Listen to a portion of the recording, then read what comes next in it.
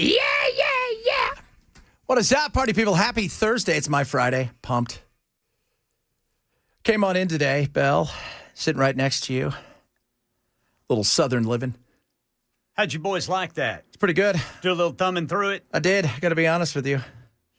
Southern living's awesome. Yeah. What kind of living? Southern kind. Southern kind. Best kind. Full of biscuits and gravy. Yes, sir. All of his show prep came out of the magazine. We're excited. Like the home shows when you watch people go buy houses, which is a bizarre thing that we do in the Western world. You think that do that anywhere else? They don't. We're the ones. And I'm always amazed at how much money people can spend on a house. Aren't you? Can or have to? Have to and can. It's like, I work part-time. I sell seashells. Nice. And my husband raises baby lambs. And you're like, Miniature ones. Yeah, miniature ones. And our budget's $12.5 million. Did you work hard for it? No, I'm a trust baby. That's right. My mom and dad gave me a $17 million down payment. Just nuts. But yeah, Southern living's the only kind, baby. Is it gorgeous today? Can we just say that? Yeah. You've not been outside. Shame. Go outside. It is absolutely so amazing. Like this is why you live here. This is good. Hey, elsewhere, man, I was talking to my son. It's hot in California, like nasty hot. They're not used to that. I'm like, he goes, Dad, it's the kind of hot than when I was out with you. Like he goes, it's Nashville hot. I said, no, dude, it's beautiful today. We're like 80 something. What are we gonna be today? No swamp ass for sure.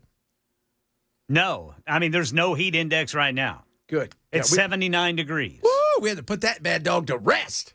Tell you what. Gathering dust over in the corner. That's right. Till we plug it in again because it's coming. Oh yeah. How many more times should we expect? So, because this is my first summer through here. What are we expecting? I don't know if we're going to get, extreme heat, but it's going to get hot again.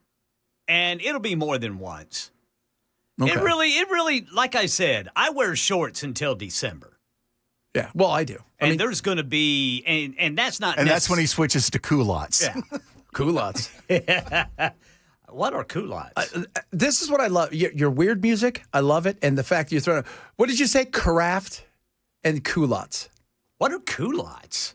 They're like shorts that are built into a skirt. Yeah. Are they real short? No. Well, I'm not wearing them. What do you think? You're going to show everybody your package? I'm not wearing them then. Well, I'll go shirtless. Anyway, we're going to get some more heat. I'm good with that. Just hang in there. I'm good with that. It's Labor Day weekend. And I would not be surprised if you're running your air conditioner on Thanksgiving. Okay, that's fine. I'm okay with that. I mean, I love the cold. But as I got older, and it's weird, man, I started to like the heat, especially because I'm like, God, I want to live in England because it's cold. And I got red hair and fair skin, please. And then I went over there and played soccer, and I was like, this is awesome. But then then when I came back, God's like, all right, now that you did that, every place that's ever been the hottest place on the planet, you're going to live. And I moved to Palm Springs, and my first weekend, they broke records, historical records, of 123 degrees on my first Saturday out there. It was the grossest thing I'd ever had in my life. 123 degrees. Yeah, and that was the time where out in Death Valley, they broke a record that I think was the longest, or they tied the record. And people go out there they've got a golf course out there in Death Valley, and they go out there when it gets to like 130 plus so they can, say they did it. Nobody should live like that. No. Nobody should. That's not right. And don't do it just to say you did it. Yeah. When you get older. You find out and tell the kids when you get older, just saying you did it. Just all you got to do. Just say you did. Just say you did it, right? I don't know, man. Nowadays. Well, they got pictures. That's right. God. That's right. Because now if it's one of those things where, do you have a picture? Well, then it didn't happen. Yeah. Prove it, Grandpa. Yeah, that's it. That's why Bigfoot's had to go even deeper underground, because everybody's got a camera. That's right. Freaking Bigfoot. They knew it was coming. They did. A lot of stuff to talk about. Obviously, the latest 9 patients still admitted, including 5 kids. I'm still, so yesterday, I'll tell you guys, I'll let you in. You guys always hear Belle and I joke about not sleeping. I woke up Sunday, didn't go to bed until Monday late. Woke up yesterday at 12:45, and I didn't finish doing all of my work till 9:40 last night. Yeah, I did.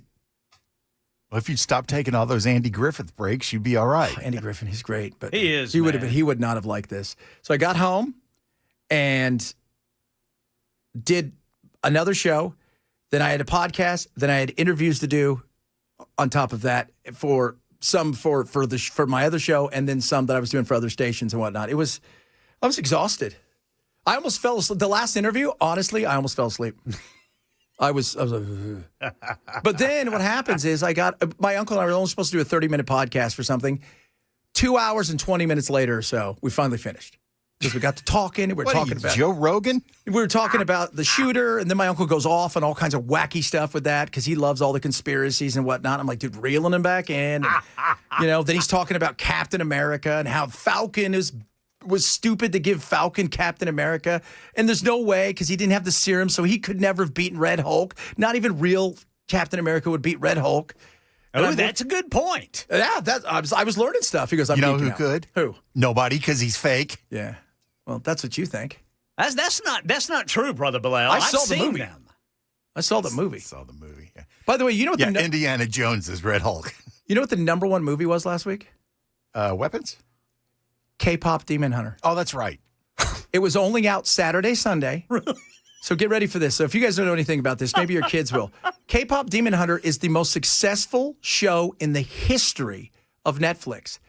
I think Sony had it. They spent about $100 million on it. They didn't know what to do with it. They sold it to Netflix for $20 million. The album is gone platinum, and it was a sing-along. So all of these kids packed out all of these theaters to come and sing all the music of it.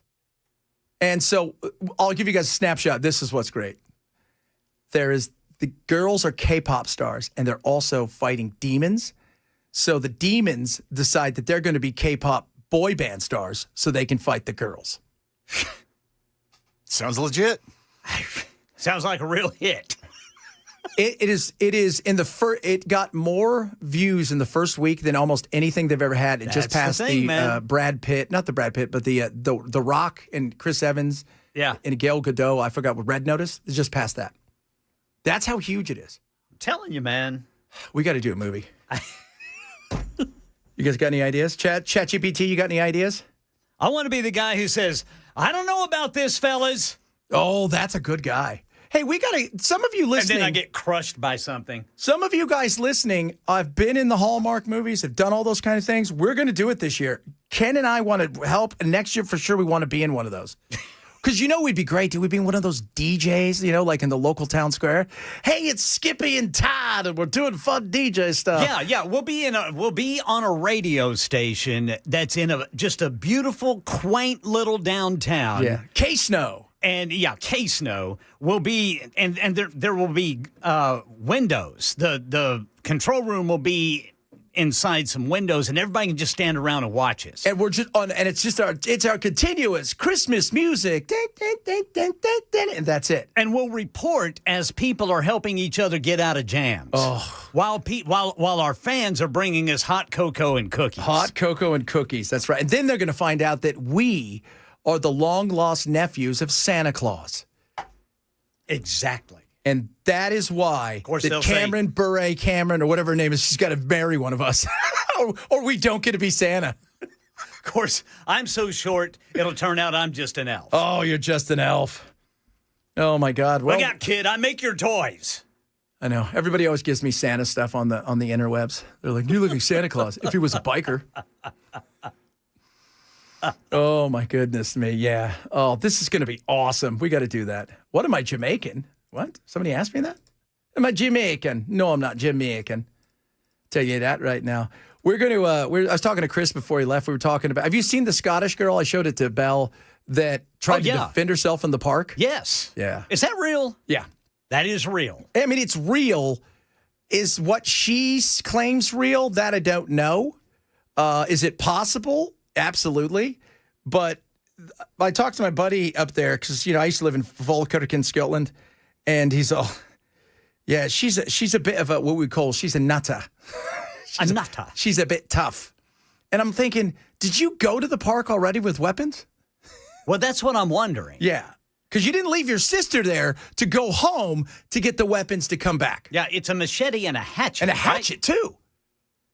Like, she pulled them out like she was going to start doing the, like a dance. Like, you want, like, the movie Last of the Mohicans. Britney Spears. And and this girl is serious. Yeah. And, my wife's like, what is she saying? And I'm like, do you really want me to tell you? I'm all, there's an F-bomb, there's an F-bomb, there's an F-bomb. Did she say the C word? No. I mean, not that she doesn't know it. That's probably something they'd say, but no, not at that point, because it's only about 40 seconds of the video. But so comes to find out she's not 14, she's only 12. They've taken her into custody, or not, but she had to turn herself in, and I don't know what happens from there. But then they're warning everybody, don't, come to conclusions that, because she's alleging that this guy hit on her sister, and then the sister turned her down, then the guy groped her, or groped them, and then that's when she decided she was going to brandish the weapons.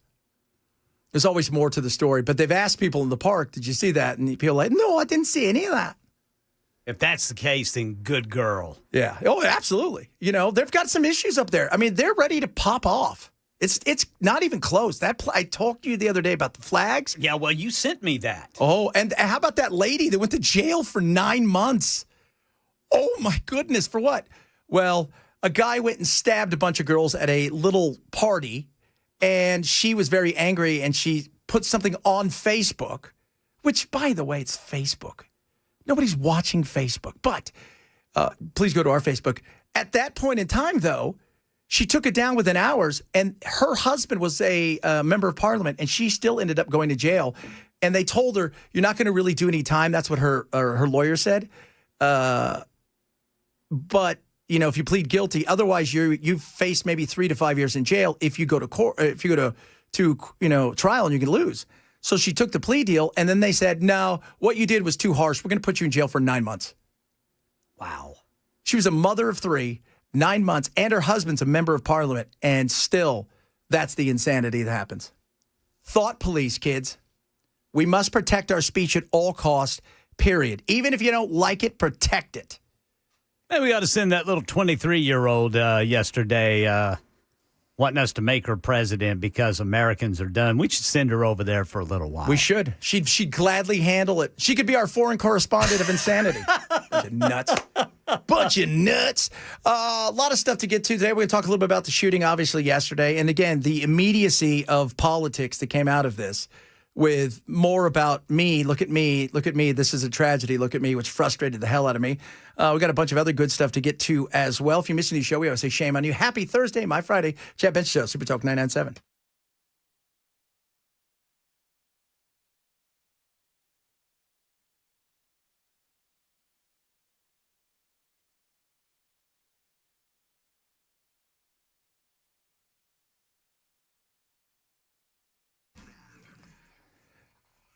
You want to protect yourself, WebRoot's going to help you do that. Let me tell you something. $10 trillion, that's a T, not a B, but T, trillion dollars, is going to be taken this year by people that are hunting to get into everything they possibly can. Hackers are ridiculous, and you need to protect yourself. WebRoot does it for it. Real-time protection against malware, ransomware, phishing, and so much more. On top of that, easy to set up. A lot of people are nervous about that. It is so easy to set up. And think about this. You got elderly parents. Perfect opportunity to protect them and your kids from online predators and prey that's out there. Great way to protect your identity, because your identity is everywhere. Everything from your medical to everything in between is all over the place, and you don't want it to end up in the dark web. And trust me, chances are some of you listening have no idea it might already be there. That's why you need WebRoot more than anything. Do this. 50% off right now. I swear by this. It protects me in so many ways. I never have to worry. Kills all the pop-ups. It's awesome. Go to webroot.com/Chad. You're going to save 50% right there. WEBROT.com/Chad. Webroot.com/Chad. Live a better digital life with WebRoot.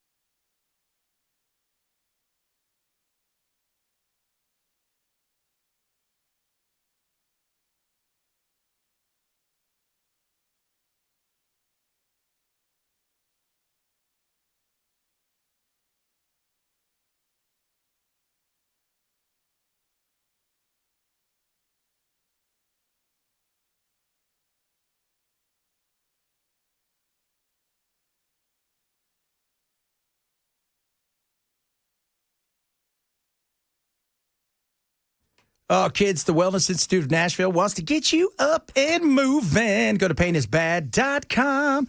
So your back hurts? Yeah, you want to stop that. My wife's getting ready to go over there. Why? Because Dr. Mitchell and Dr. Ashley, the only people I swear by. And when I mean she gets fixed, she gets fixed. It is incredible. Shoulder, oh, my back. You don't even know what's going on. They come in there right now. It's a $12 opportunity, the Big Daddy Trump special. Comprehensive exam, x-ray if needed. They're going to explain the diagnosis. And Dr. Mitchell, Dr. Ashley take care of you.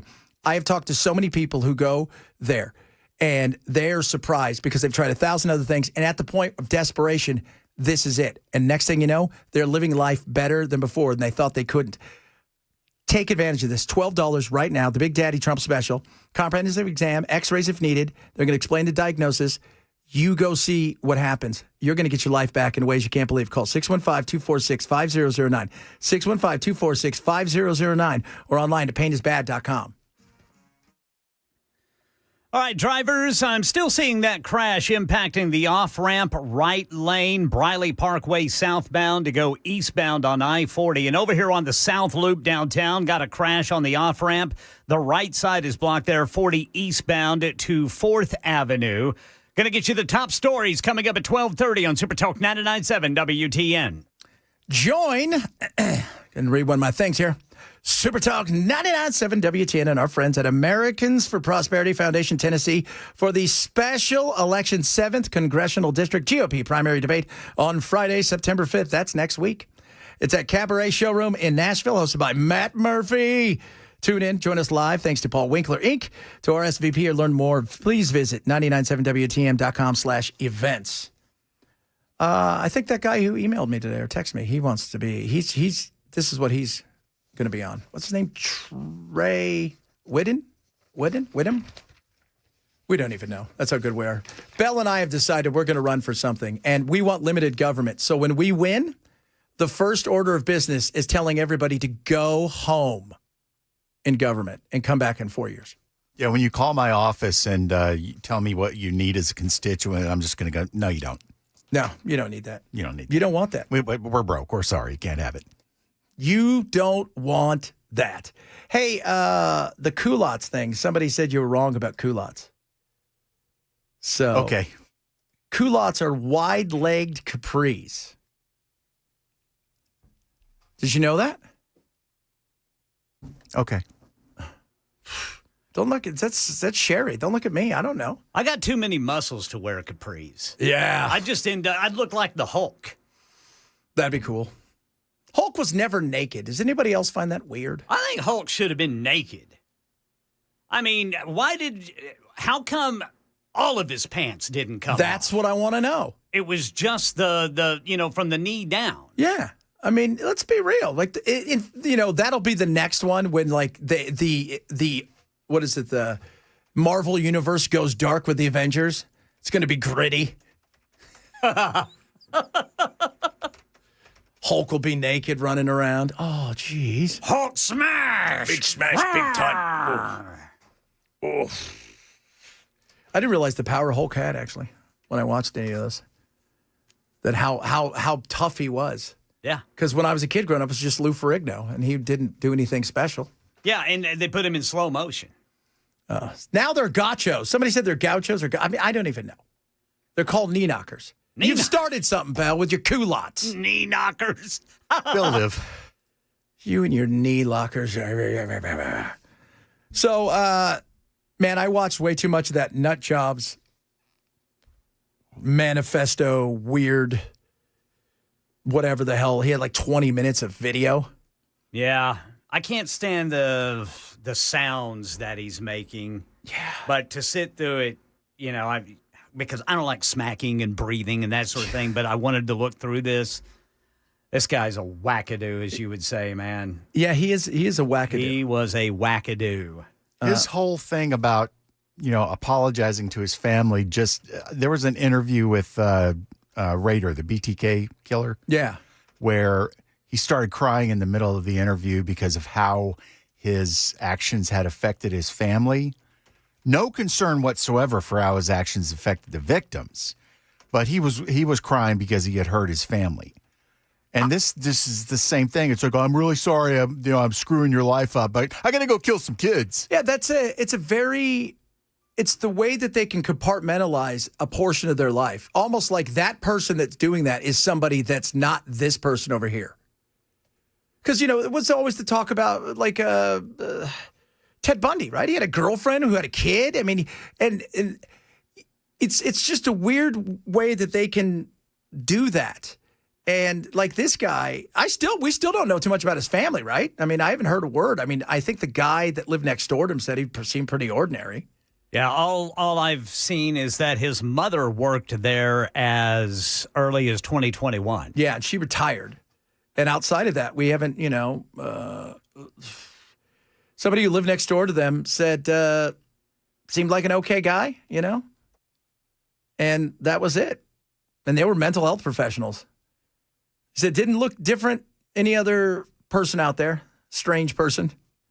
You live in the city, it's a cornucopia of strange. What makes one person more strange than another? So there you go. I mean, that's kind of all we heard. They said he looked like a 20-something, came home into the building, ordered fast food, went to work, came home. Nothing stood out. And he said he had friends, which is also something that's kind of an odd thing, because usually a lot of these people don't have that kind of thing. Very isolated. And this guy seemed to have something, but how, again, did we get to the point where nobody knew any of this? Well, and here's my question. How were people able to find this YouTube video so fast after this? I guess he wanted it out there, so he put it out there. And somebody must have picked up on a scanner what they who they identified. Gotcha. And then they went right to it and started posting it. That makes sense, yeah. Because there's a lot on those scanners that authorities will never make public. Never. Just again, and people say it's a tragedy. It's not a tragedy. It's evil. It's murder. It's devastation. What happened in like Texas or North Carolina with the rain and then all of a sudden the floods, that's a tragedy. This was a premeditated evil murder. The kids are going through it. The families are going through it, and their lives are shattered. But you know what? I think too often we put it off as some sort of tragedy. I think we got to fix that. No, this was evil. This was murder. This is a not well person who, even if he didn't have guns or anything, if you read that book, he's not well. We can all get that. So we'll talk a little bit more about this. Got a bunch of other stuff. Wait to hear what they want to do in Australia, which I find to be fascinating and scary. Could this be coming to a place near? Don't give people ideas. Maybe the best way to describe that. Bunch of other stuff on the way from UC Show. Shame on you. Grab the podcast. Chad Pence Show. Super Talk 997.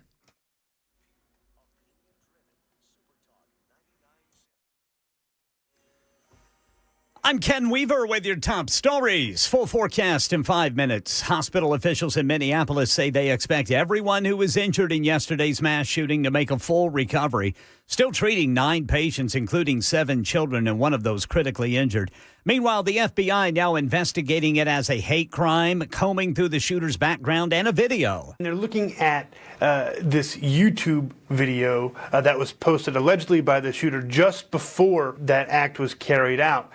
They're looking to see the writings on that video. The shooter had allegedly references to mass shooters, to other shootings, a kind of a potpourri, if you will, of different ideologies and different motivations there. That's ABC reporter Luke Barr. Right before Labor Day travel, new problems at a major hub for United Airlines. For the second time in 24 hours, air traffic controllers who are now working out of Philadelphia but are handling Newark, New Jersey airspace lost radio communications. Heard here from liveatc.net as a controller could not hear an aircraft. Troy 402, if you hear this transmission, change to my frequency 132.8 and acknowledge via DEN. I'm not hearing any of your responses. Newark airspace has been an ongoing problem for months due to air traffic control systems problems and controller staffing issues after the controllers were moved to Philadelphia. Alex Stone, ABC News. United and American saying this will be the busiest Labor Day travel they've ever had. Right now in Nashville, residents in Germantown not satisfied with the safety enhancements to the Van Buren and 3rd crosswalk after 77-year-old Dot Dobbins was run over and killed in June. Then another pedestrian injured by a hit-and-run driver at the same intersection just a month later. NDOT says funding for projects is such that the money can't be spent in-house. They have to hire contractors, which takes longer. But That's not good enough, according to this resident. If funding structures are preventing us from saving people's lives, then the answer isn't that we are okay with the funding structure. Yeah, a bunch of people stood in that crosswalk yesterday holding signs, holding up traffic for about 15 minutes to protest. That's the latest news. Weather's next. I'm Ken Weaver, WTN News.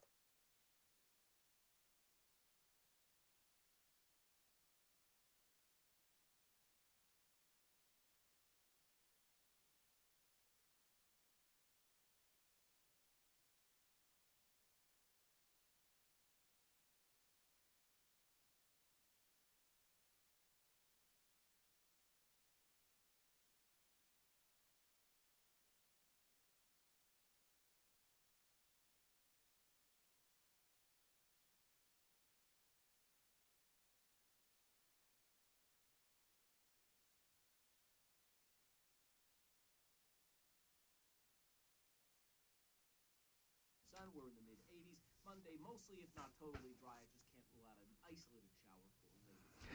Busy Bee, getting close to the end of the month. Still opportunities to use Save Big when it comes to septic work. 15% off any septic work, main drain lines, whole home repipes. And if you still get in there and you have an opportunity to get yourself upgraded when it comes to your HVAC, you still can get entered in to win the Healthy Hive giveaway. It's a $1,500 sponsorship to a local school of your choice. Got to be within the service area, and it's a great way to give back to the community and upgrade. If you're thinking you don't need that, well, guess what? You buy one, you give one when it comes to the Beehive Club membership. Right now, you buy one, you can give one to a teacher, a faculty member, a coach in a school in the service area. Not a bad way to go. And a great way to build up some rapport with the teacher. Therefore, just in case your kid's maybe getting a C, maybe gets a B. You know what I mean? Speaking of B, Busy Bee Plumbing, Heating, and Cooling. If you got any issues whatsoever, plumbing, heating, cooling, super plumbing, double plumbing, STEM, they got it all handled.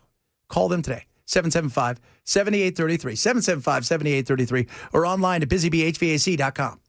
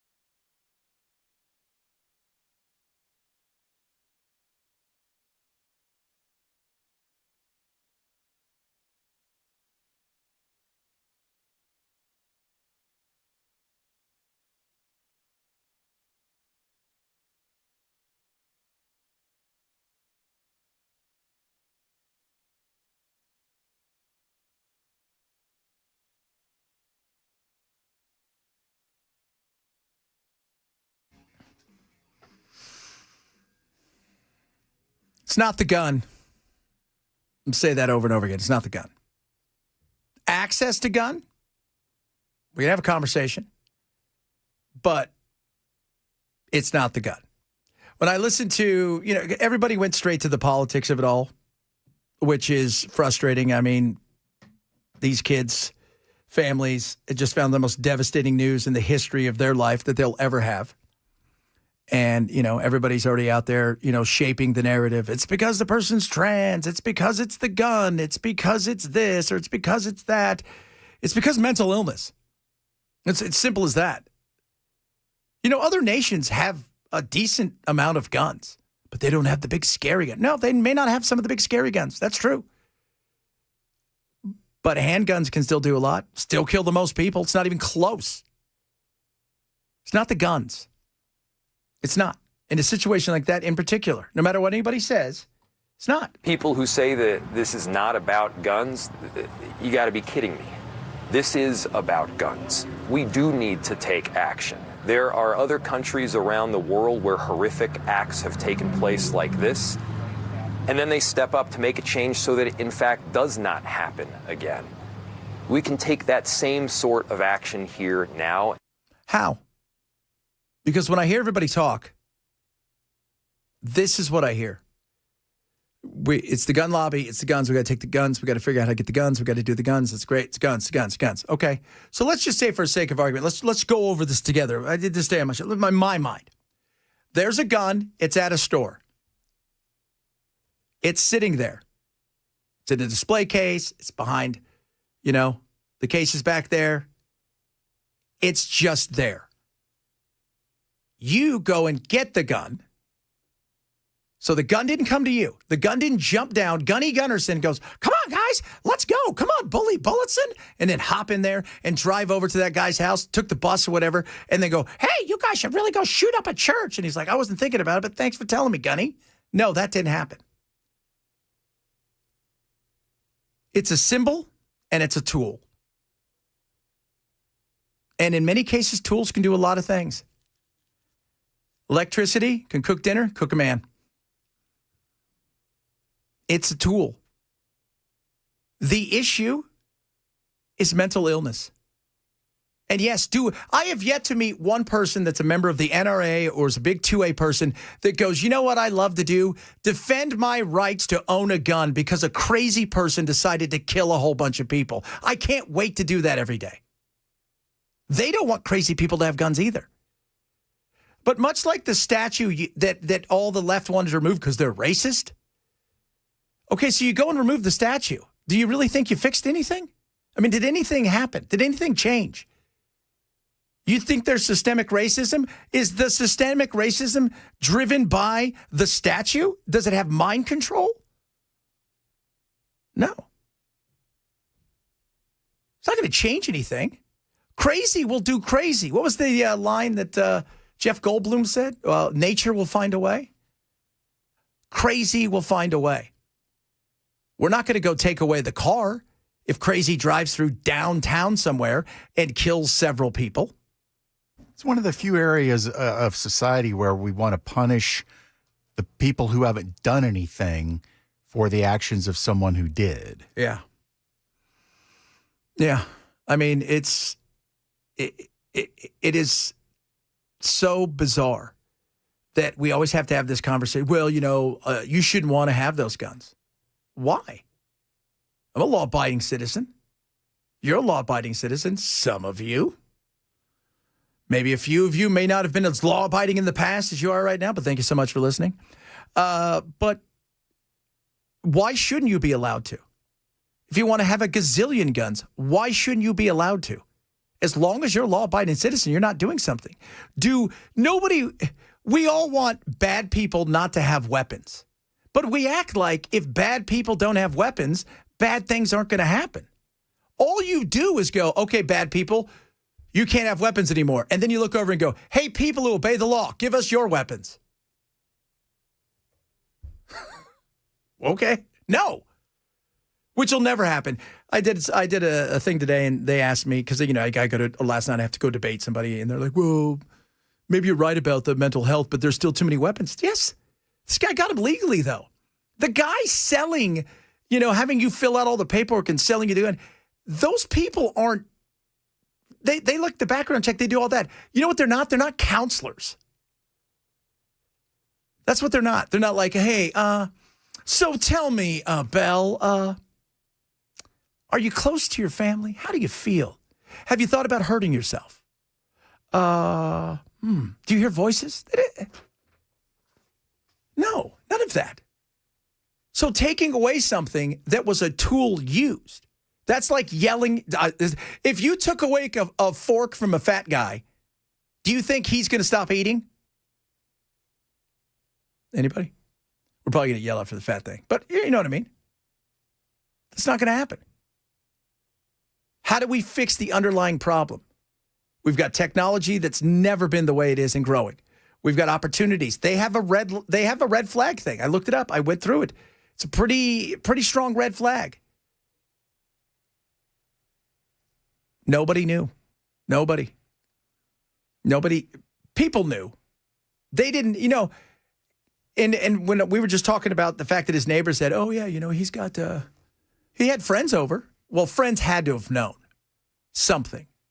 Now, did they know the extent of the pain? Depends on how good their friends were and how good of an actor he was. But this is a mental illness problem. And this guy is textbook wackadoo. Pissed and angry. And he's angry for a lot of reasons. And he took it out on other people. And why he took it out on them, again, the motivation of why this school, his mom worked there, and she retired like 4 or 5 years ago. So he just wanted, on his writings. And by the way, on some of the stuff he had written, because there's talk that there are several of these people that have all kind of, in some way, shape, or form, met through and or conversed, as we talked about yesterday, this almost weird shrine-like way that they're building up in their minds these school shooters. And it's school shooters, too, in some way, or camp shooters. Because this guy was a big fan of a dude named Anders Breivik. You guys remember that cat in Norway? He went to the camp, and he killed 77. Yeah, if you've never seen that guy, he is straight up nutty. And white supremacist. And then they asked him, he's still alive, and they said, because he goes, Europe's interesting. 25 years is your max. You're not going to jail forever there. But you have to come up for parole. And the last time he was up for parole, which wasn't too long ago, he Heiled Hitler everybody and said he'd do it again the minute he got out. Sounds like he watched too many Manson interviews. Mental illness. We need to address that. We need to get to kids sooner. We need kids more involved, and parents need to be more involved. And even if your parents are involved, that's not the end all to be all. They constantly talk about getting rid of the guns, but what they mean is taking away your access to the guns because they don't have an issue with the government having them. No. They call them weapons of war. If they're weapons of war, why do the police departments need them? Are they at war with the citizenry? Exactly. Look at Europe. Look at England. Doesn't have. They don't. I mean, was it you? They asked me the other day, Ken, did they have? They don't have guns. The Bobbies don't carry guns. Yeah, talking about police in the UK. Yeah, they don't carry guns. Now they have all the force has like their own SWAT people that will come out in situations, and they're trained, a lot of them, but they don't. The average cop, the Bobby, they don't have it. They have a stick and they have a whistle. And I was telling Ken, too, it's weird, too, when you watch one of the police officers walk by a woman and she's carrying a purse, which I just found bizarre. But, yeah, but you know what? Over there, they don't have weapons, but neither do a lot of times the gang members. It was seen uncouth back in the day. If you used a gun, other gangsters and criminals thought you were awful. They wanted nothing to do with you. But it's getting worse. It is. But mental illness in this case, this was not drugs. It's not, they can go look at SSR, all that stuff. This guy was also, and Bell and I had talked about this. He wanted attention so bad. Everything was about me. Well, some of the stuff I was reading, everything was about him. He wanted attention, not just the adoration of his family, but he wanted people to notice him. And a lot of these people out there, they do some of these things, whether it's their non-binary or because they want to feel like they've got a special power. Really, they're like the Black Widow in the Avengers. They can kick, but so can everybody else. This person wanted all of those things. And pissed and angry that the world didn't give him what he wanted. And then he took it out on everybody else. And it's a horrible, nasty situation. It is. But mental illness, look at that more and more. And if you got the red flags, why aren't you using them? Family members, where the hell are you on this? Friends. If I thought my friend was going to twist off, I would absolutely make sure I took the guns away from him and reported him. For his sake as much as everybody else, if I'm a friend of his. I think most people would. You'd like to think. Some people are like, I just don't want to get involved. But they're going to come to you, and the minute you find out you could be in trouble, well, coming up, talk about what they're going to do in Australia, potentially. Good eye there. It's not a good day, I'll tell you that. But I could see this coming here, and whoever thought this was an idea that was good, it's mind-boggling. But they're desperate, like a lot of other places when it comes to housing. Talk a bit about that, a bunch of other good stuff to get to today. Reach out to us across social media if you want to text this bell. 615-737-9986. There you guys go. It is Chad Bench Show, Super Talk 997.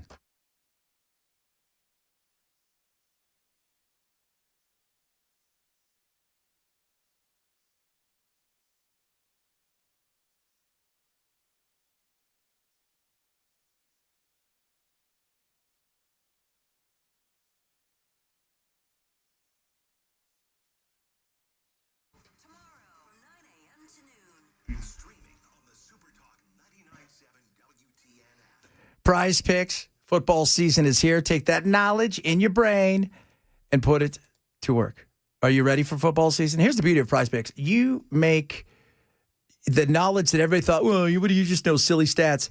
You can take that out and earn money. You can make yourself some money off. This is what's great. You can earn up to 2,000 times your money. And Prize Picks is simple. You download the app, and you're picking more or less. This is not teams. This is not spreads. This is more, this is less. Do you think X player, whatever it is, and you go across the sports, you may look and say, I think Shohei Ohtani's going to have more than 2 hits tonight. And then you could look at one of the football games and you say to yourself, I think Jalen Hurts is going to run for more than 62.5 yards. It doesn't matter how you choose them, that you do. And it's more or less. And it's so simple.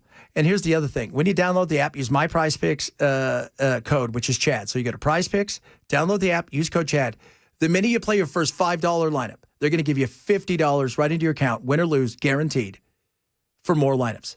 It's that simple. It's easy to use, and you've cultivated this knowledge by reading all the time about sports and quoting all this stuff. Now it's time to put it to use. Download the Prize Picks app today.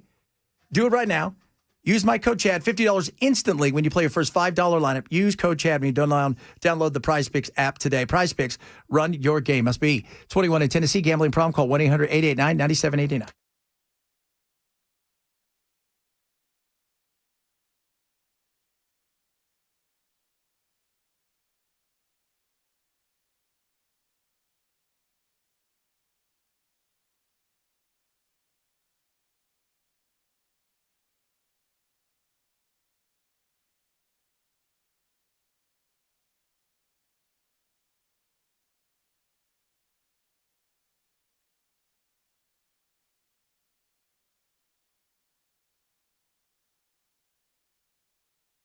Baby boomer, or you're over the age of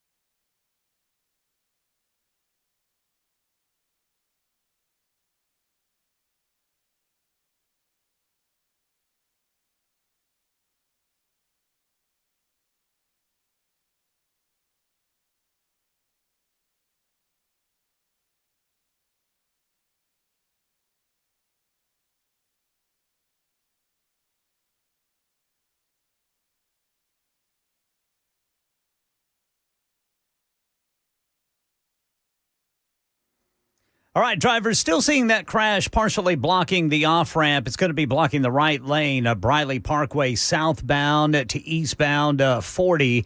And hospital officials in Minneapolis out with some good news today. We'll tell you about that and more at 1 on Super Talk 99.7 WTN. So, housing crisis everywhere. Australia has decided, hey, 60% of the people in the country are either single or homeowners, or they're a couple. And maybe they have a kid, but they've got more bedrooms than they need. So we're going to incentivize them to do two things. We're either going to try to force them to rent out that room and tax them, or we may hit them with a penalty if they don't rent out that room for having an extra room. What? Yeah. Because they need to build... we have a bad housing issue. And our housing issue is kind of odd. It's an odd thing because it's manipulated in some areas. It's also areas where a lot of people live. They have a housing. Probably California, you never build in California. There's plenty of room to build in California. You just can't. If it's not the state, it's your neighbor that doesn't want you to build. We've got plenty of room. Texas throws up houses every 5 seconds. I mean, it's crazy how fast they build. So could this come to like here? They're always trying to find something here, another way, we're going to throw 10 million at this and 20 million at that. And, and then the mayor's like, Freddie's like, oh, we should do this. They're all trying to figure out something because space is a little limited. Well, you move out then, or you build up because there's not a ton of room. But I look at this and I think, oh my God, somebody's going, could we do that here? Not so much here, but just in America. I thought it was government's job to protect your property rights. No, that's your job in their minds is once you have property. And the way that Australia and several others, even here, their the look is a lot of people who are older are asset rich, cash poor. So grandma and grandpa on paper are worth $2 million. Grandma and grandpa in real life don't have a pot to piss in because they've got a giant house, but it's their house where the kids grew up. It's the house where, and I don't know about you, but I don't want somebody just, hey, you guys, here's the person that's going to live with you. What? No. And you give them these ideas because they're always looking for a way to get taxed the whole thing is, can we incentivize a generation to sell their homes or we'll tax them to try to build more homes? And why does government get to decide how many rooms I need? Last time I checked, there was a nation that tried that, several of them. One currently doing it. And if you got to kiss a lot of butt to get into Pyongyang. And they'll tell you exactly where you get. I remember watching movies and documentaries about like the Soviet Union and people talking about how excited they would be that the foreman of the place where they were told they had to work would tell them they're doing a good job and they're looking into moving their family to a 2-bedroom instead of a 1-bedroom. And they're like, thank you, sir.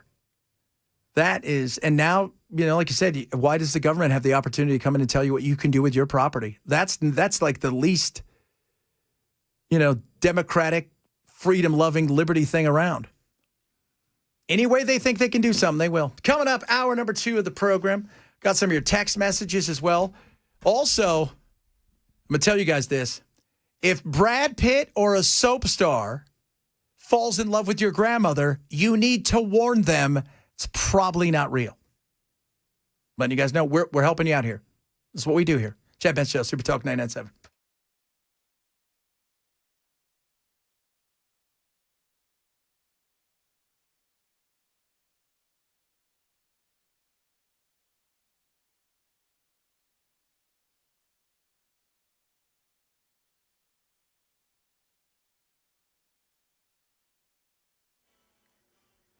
One o'clock on the dot. I'm Ken Weaver with your top stories. Full forecast in 5 minutes. Hospital officials in Minneapolis say they're still treating 9 victims from yesterday's mass shooting, including 7 children. They expect everyone to make a full recovery, even though one of those kids is in critical condition. Meanwhile, the FBI now investigating as a hate crime. Investigators combing through the shooter's background and a video. The police chief today said that this is just a classic pathway of an individual to becoming a mass shooter. The police chief said that the individual clearly harbored a whole lot of hate towards a wide variety of people. So, while there's no motive right now, the police chief is clearly saying that this was premeditated. That's reporter Luke Barr. Right before Labor Day, new problems at a major hub for United Airlines. Newark Airport on a ground stop due to air traffic control communication issues. The second outage in the last 24 hours. Now, you talk about this being a busy travel period. The next 4 days are expected to be extremely busy. United Airlines telling us they anticipate they'll have about 500,000 more passengers than last year traveling over the next 4 days, 55,000 of them here at Newark Liberty Airport. ABC's Anthony Johnson. The Federal Reserve may cut interest rates next month. Bankrate Chief Financial Analyst Greg McBride telling ABC what could influence the central bank either way. If we do see continued deterioration in the labor market, that's going to clinch a rate cut in September. But if the labor market evens out, it's not that bad,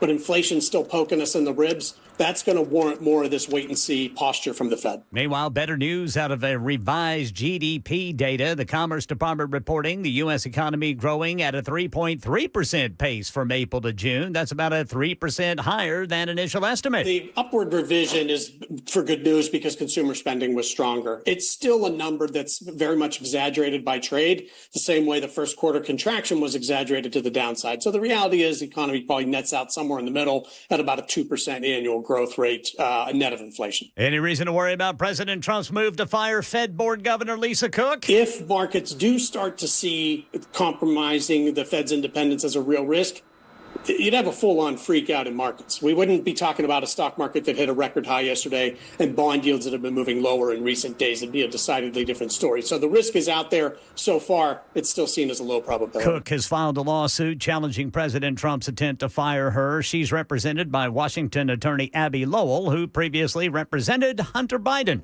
That's the latest news. Weather's next. I'm Ken Weaver, WTN News.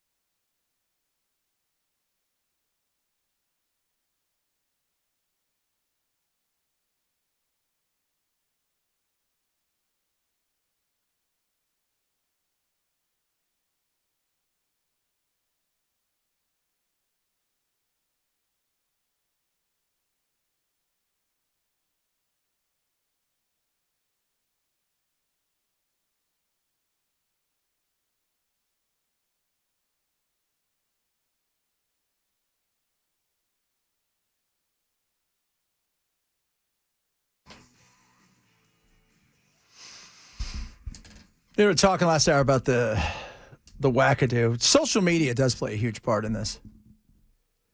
There's no doubt it plays a big part. How can it not?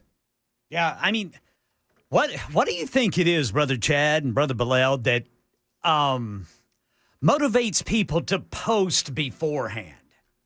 I mean, we always talk about why take out other people when you're just, when you're going to do yourself, but now they've got this platform. I think what this has done is, especially now, it wasn't just about finding a manifesto and, because 25 years ago, we would have heard about this, but a lot of the other stuff that happened, Columbine was I was the first one who was on TV. It was all of that stuff where there was this, and then they found the manifesto. But nowadays, you can have your manifesto out there. You can even live stream. Was it the guy in Buffalo that live streamed his? Yes. They're living the moment. They want to know that their legacy, I think, is going to live on. They want to secure that legacy. And that's why, what happened here with the covenant thing, hers, or thems, they, them, that got taken away and it was hidden. These people now want to make sure it gets out immediately. They don't want it to not be a part of their legacy. Yeah. And they've got the power. Yeah. This guy had set up multiple accounts. He released it in a way that he was going to do that. Because they want to feel like this guy was a wackadoo and wanted the adulation that he thought it was going to bring. I mean, he's the people, Adam Lanza, he had written on one of the guns. That's the guy in Sandy Hook. That guy was nuts. Just the picture alone. You only had to show me a picture of that guy, and I went, there's a shooter. Yeah. Right? That Adam Lanza guy? Yeah. Social media has made it, back in the 70s, we used to get all this talk about how, TV's destroying the fabric of society. Kids are, watching too much TV and blah, blah, blah, blah, blah. Social media has become the content creator, and the only way to be considered successful is to get your likes and your clicks and to have big followings. And kids are basically learning that if I'm successful, people pay attention to me. Yes. People look at me. People give me their attention. It's the dopamine. Yeah. It's what they're looking for. They want that dopamine. It is a drug to get your likes, your, shares, clicks, the whole 9 yards. And there is that dopamine feel. I mean, everybody does it. You post something, has anybody even liked it, looked at it? Yeah. It's just human nature. So do you think that during the attack, they come to a point where they have remorse, they realize what they're doing, and that's when they off themselves? I think. I think some of them. I was wondering yesterday, because we were talking to, who was here earlier? Brink Fiddler. Brink Friendly. And Brink said, if he would have gotten into that place yesterday with what he had, the numbers would have been astronomical. He could have taken out everybody in there. Why didn't he get in? Yeah. Did he realize after shooting into a wall that through something that it's different once you see a couple people get hit and you spray it and realize, oh my God, what am I doing? Did he have a moment of remorse and decide, oh, now I've ruined everything. My life's over for real. This isn't what I thought it was. It's possible. Yeah, but if you look at what he had said prior to his writings, he was saying goodbye to his family. He had every intention of offing himself once he did this. Yeah, that's true. Yeah, he did. But a lot of people, but the thing is, he had every intention of offing himself. But once he got into that position where he sprayed the bullets and then saw the glass come in and then seen the kids scream and all of a sudden get hit, was there a moment when he thought to himself, oh my God, because he could have continued going on. And a lot of times when you're going to off yourself, you're going to go to you're going to fight until you got nothing left. Yeah. Because the death by, the suicide cop will come and take you out. I do wonder that. Was there a moment of, oh my God, what have I done? I don't know. Because, Parkland's really the only one I can remember that they took into custody. Could you remember any other ones? I'm sure there was. Can't. Yeah, the guy in Buffalo, did they kill him? Did they catch him? I think they caught him. I think they caught him, and then there were, I think, wasn't there somebody in El Texas, Paso? the El Paso, the Walmart shooter. And Brink showed me something that I noticed right away, and he said I was the first person to notice it, but I think that was the shooter.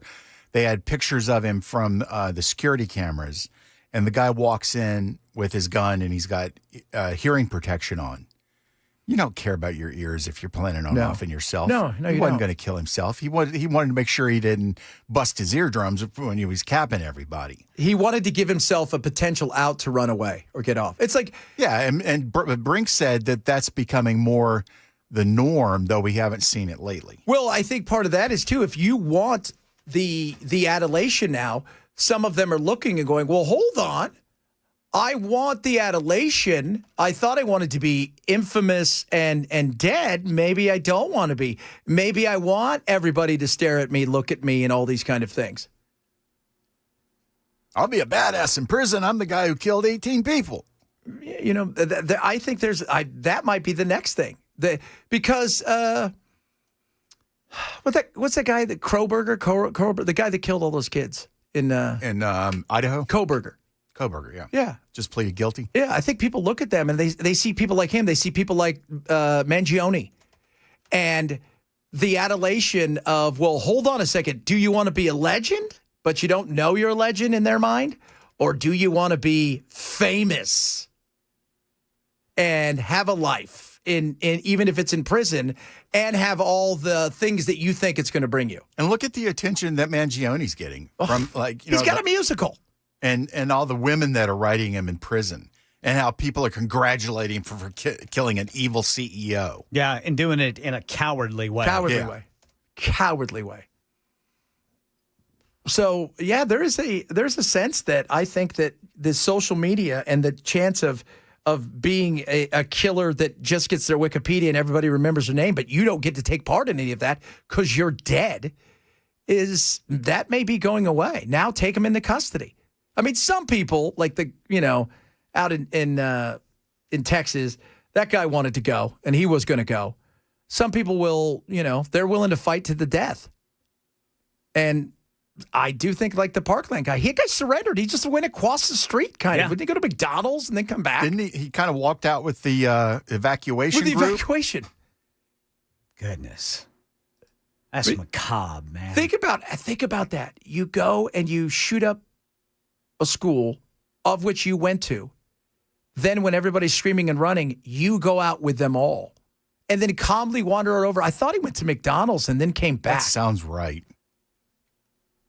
Or didn't they find him at McDonald's? He was sitting in a booth eating or something? Twisted.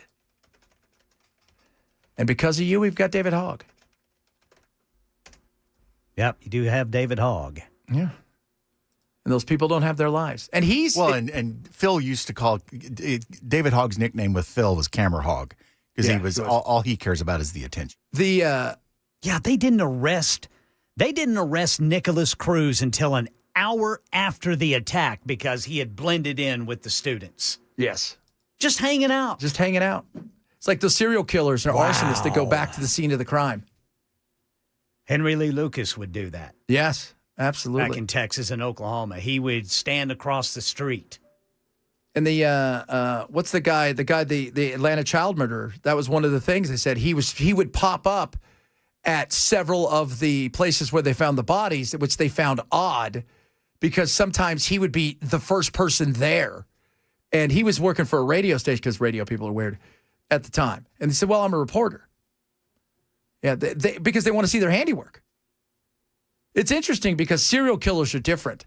Serial killers want that weird, they've got that drive to kill, the sexual net, whatever it is, the power, but they want to be anonymously famous in some cases, as opposed to people, I think, like this who are looking for the big bang. Well, look at James Rader, the BTK killer. I mean, he went quiet for years, and there was just so much attention given to that case that he was probably wallowing in the notoriety and got to the point where he just wanted to try to increase it by contacting the police again. And that's what led to his downfall. using a computer at his church. When you think about, like, when I watch some of those, like, because crime has become an entertainment business. They've got channels for it, and we've talked about that. When you watch some of those things, like BTK or some of them, it's weird because they will murder 6 in 4 months, and then they'll go 8 years, never do a thing. And they'll pick it up again. And I've always found that to be, like, what makes you just go, you're satisfied. Oh, I'll do it again. Oh, you're satisfied. I don't know. I mean, the whole thing. I mean, and this is why I think that the police, the goal is always, if you can take these people into custody, because the more you can look at them, the more you can study them, the more you can have conversations with them. And that TV show, Mindhunters, have you ever seen that? So Mindhunters is a TV show. Have you seen Mindhunters, man? I know of it, yes. So it's set in the, like, 60s and 70s, and it's the precursor. It's just two guys in a basement with this woman from, like, Boston College who's, like, a doctor. And they go around, and this guy has this idea that, man, if we can get some of these guys to talk, let's find out what their motivation was. And it's the precursor to essentially what became profiling. And they went and talked to all, like, Ed Kemper and all of these people, and they were surprised at how easy many of them would talk about stuff.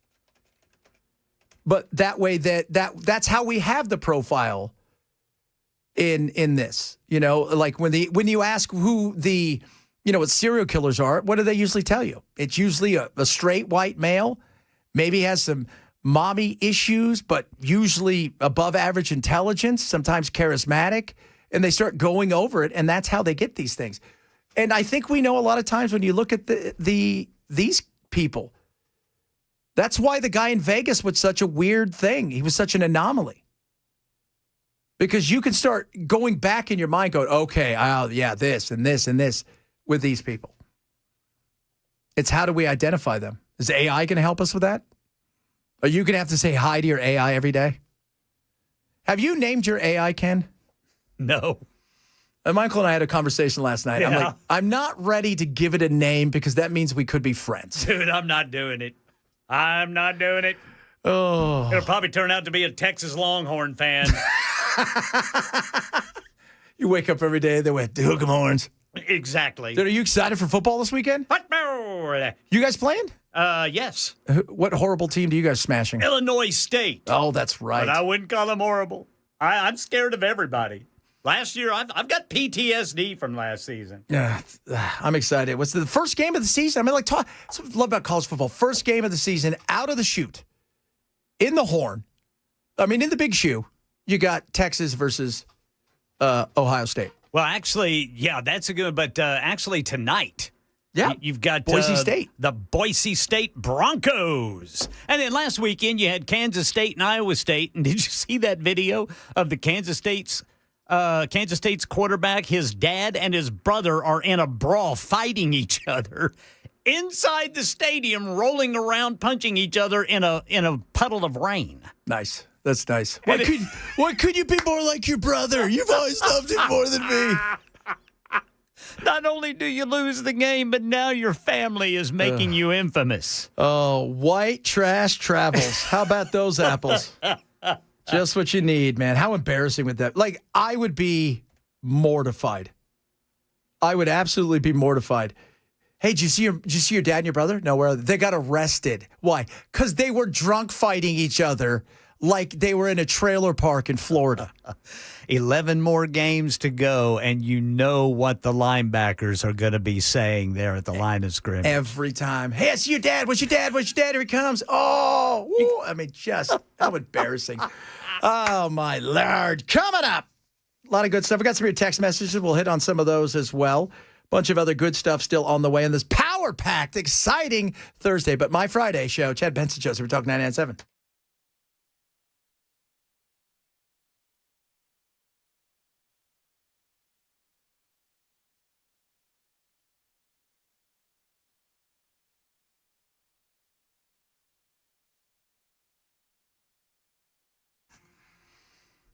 Bulwark Capital wants to help you at times like this. Unsteadiness, little nerve going on out there because nobody knows what's going to happen. What's the Fed going to do? Global instability in things like wars. That's why you need somebody looking out for your back and what you've got going on. Bulwark Capital is going to help you with that. They're always focused on risk management, especially in a chaotic world.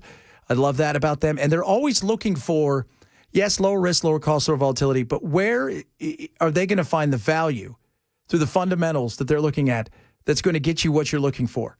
And it's not just in let's throw it in this or that. It's about looking globally and doing things in ways that others just don't. Have somebody take a second look at your portfolio, your investments, your retirement. And my buddies at Bulwark will do it absolutely free. It's not going to cost you anything. Go to knowyourriskpodcast.com. It's a great way to just have a look, a double check to see if you're on the right path to get where you need to go. And if not, well, you can go from there. Call 866-779-RISK today. Sign up or go to knowyourriskpodcast.com, KNOW, yourriskpodcast.com to sign up for your risk review. It's absolutely free from my friends at Bulwark Capital. Investment advisory service offered through Trek Financial LLC, an SEC registered investment advisor. Investments involve risk, not a guarantee. Past performance not guarantee future results. Trek 25287.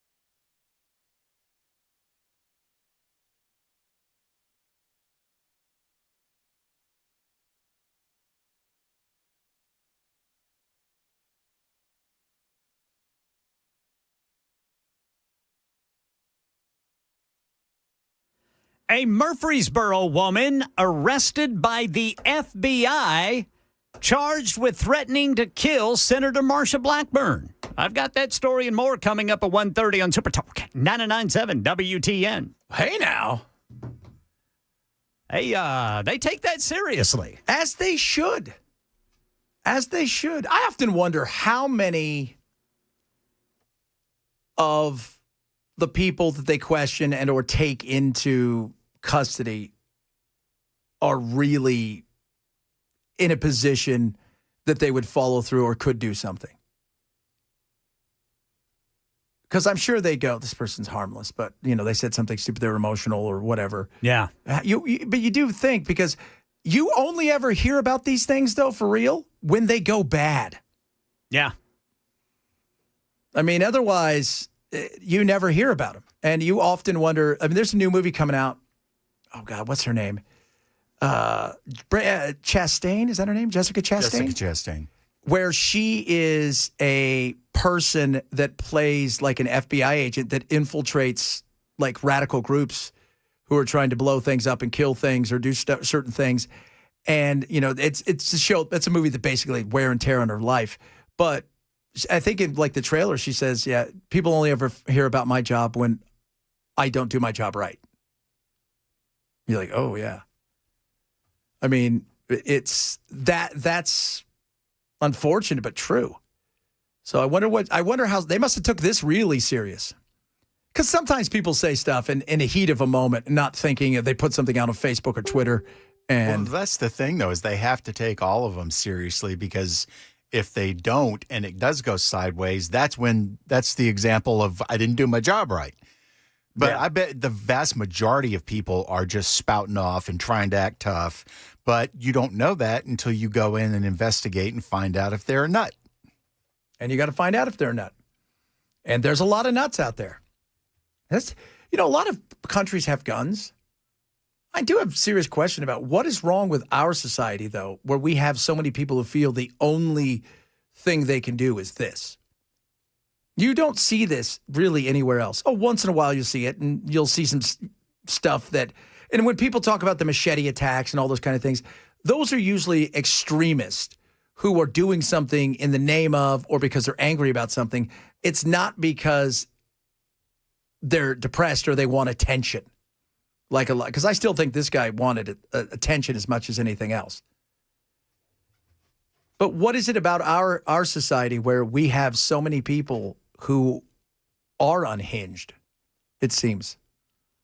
Are there that many people that are that close to popping off?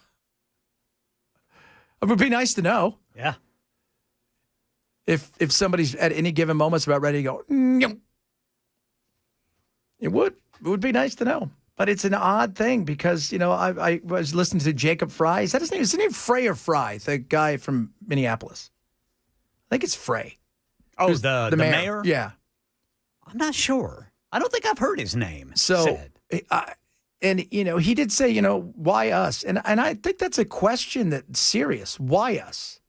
Why don't we see it a lot in other nations? Yes, you'll see it occasionally. I mean, it's not like, we're just talking about Breivik or whatever his name is, that nut job, Anders Breivik in Norway, who killed 77 at a camp in Norway. And I think that was, it was like a Indian or a Muslim summer camp that he went onto this island and killed all these people.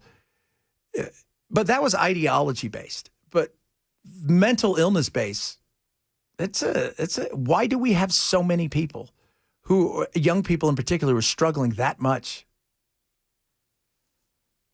I was telling the kids the other day, postal. Remember when we used to, that guy went postal? Because we had a rash of people in the 80s that worked for the post office, and it was like, man, the post office sounds like a horrible place to work. Yeah, that one in Edmond, Oklahoma. Yeah.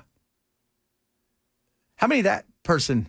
I got to look that up. That was, somebody said something about the shooting in Kentucky in 97. He said, well, there was only 3, killed and 5 injured. And I said, well, this is another horrible thing, but the statistics for a lot of these people, they're looking for a number. And so is the media.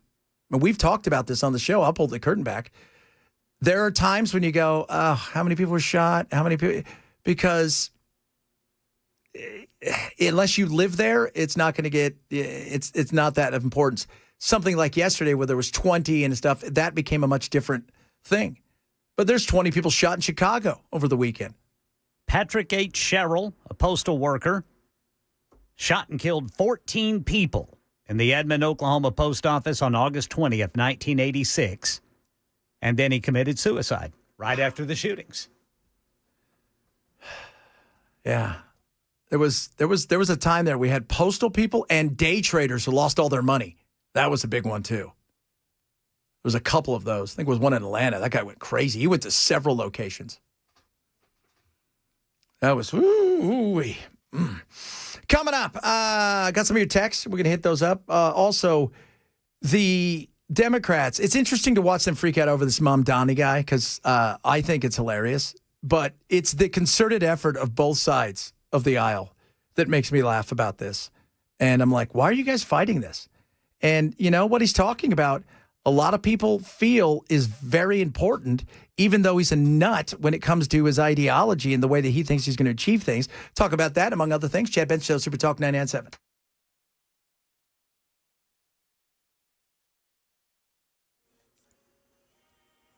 .1:30 on the dot. I'm Ken Weaver with your top stories. Got the full forecast in 5 minutes. And right now in Tennessee, a Murfreesboro woman under arrest by the FBI charged with threatening to kill Senator Marsha Blackburn.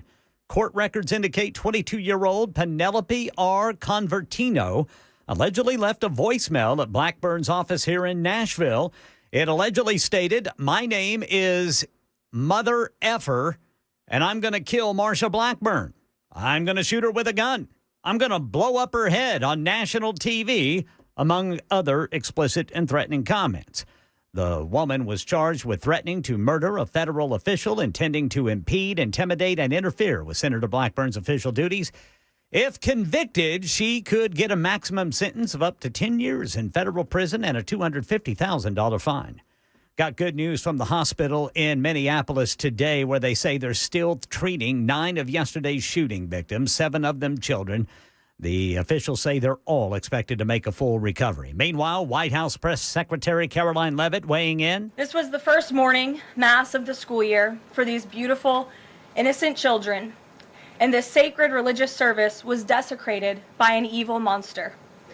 We are all eternally grateful to the heroic law enforcement officers and first responders whose courage and swift response aided all of those impacted by this horrible tragedy. And the FBI now investigating the mass shooting as a hate crime. Investigators combing through the shooter's background and a video that was posted to social media. That's the latest news. Weather's next. I'm Ken Weaver, WTN News.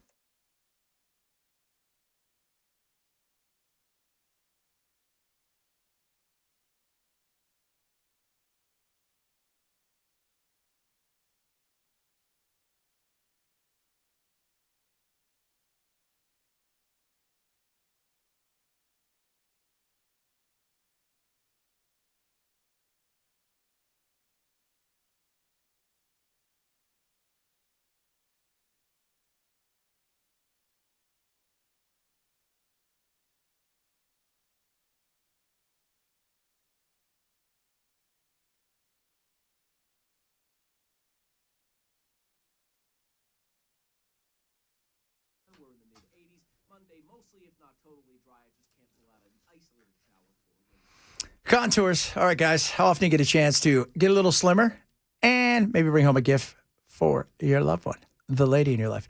Check this out. Contours LLC, Cool Springs, right here during September. When you buy the Belly Buster package, you're going to get a non-invasive facelift package for free. We're talking about 6 FDA-cleared treatments. Normally, $1,500. You get it for free. You could use it for yourself. You may say, you know what? My lady looks great, or my man looks great, but I could use a little bit of this. Go for it. That's fine. Do what you want with it. But it is great. So you're going to lose interest because you're guaranteed to do that. They're running a special right now. It's only $99. Try one. You're going to lose 2 inches across your abdomen and chest, or it's free. That's it. I've done it. Dan's done it. You're going to look thinner and sexier, and you'll have something to give to your lady friend or your husband or whoever. Maybe your girlfriend. Don't tell your wife. Contours is going to help you out with this, okay? So whether you're treatment up for the holidays, maybe a trip, wedding, trying to look thinner, you got that big reunion, let Contours help you out. Call them today, 615-236-9960, 615-236-9960, or visit ContoursLLC.com. Contours, what have you got to lose but inches and wrinkles?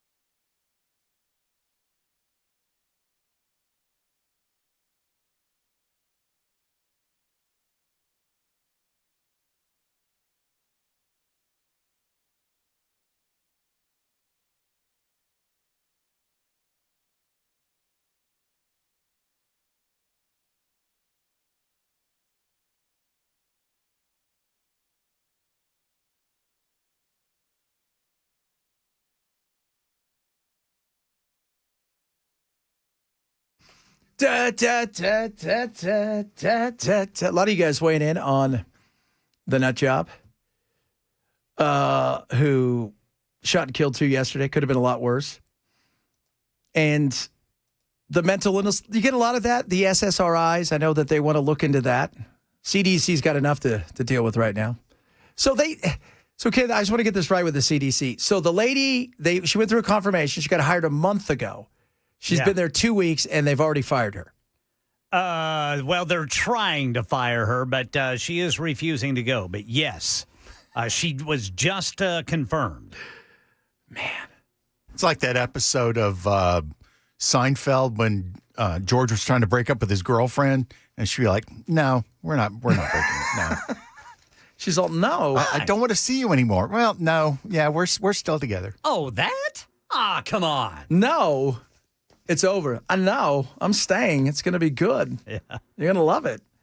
That is, and I was looking, I'm trying to figure out, because they changed the rules for COVID as well, and people are like, well, is that a big deal? You can still get it. Well, it has to do with insurance, right? Yeah, so they moved that around. That's a lot of it. Probably going to have to call your insurance provider now to see if it'll be covered. Yeah, and because she's a big proponent of vaccines. By the way, I'm not a plague enthusiast. I don't know if you guys are. What's that? You know, it's like, hey, we should all get the plague. We'll be fine. We'll build up some immunity. It'll be good. Rub a little dirt on it. Now, do I think we over-vaccinate people? Yes, I think we can spread it out better. But I'm not really a plague. Well, look at all the people. Yeah, a lot of people got sick. If I gave everybody in America some aspirin, people are going to get sick. They are. But mRNA, yeah. You know what? It's a building block. Everybody's got it in their body, whether you take a shot or not. What?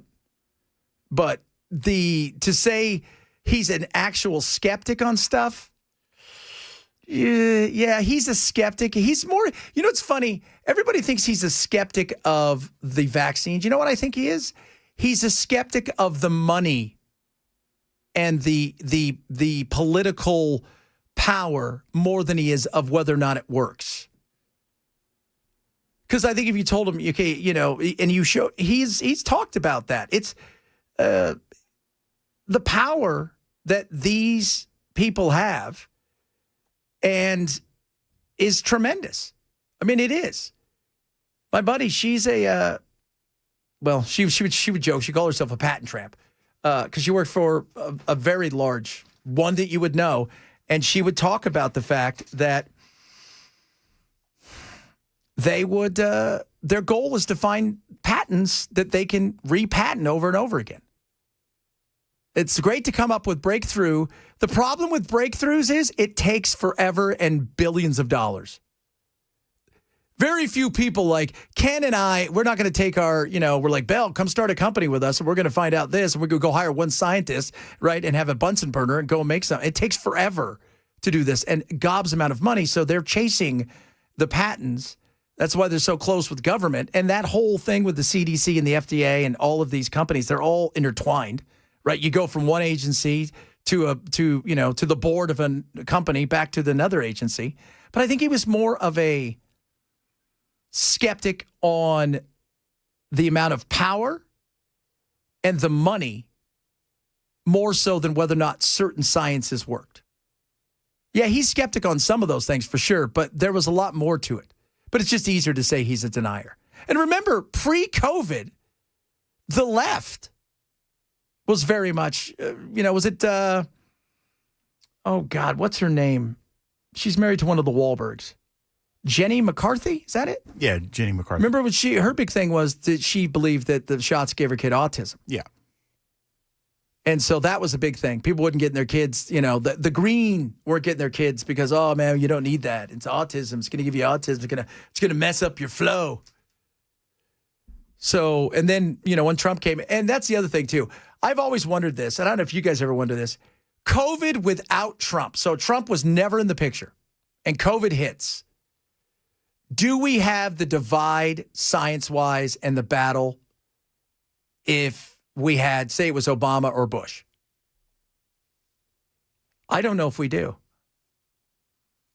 I don't think we do. I think because it's the battle that Trump has with the media and with other departments and agencies. I think that was a unique situation.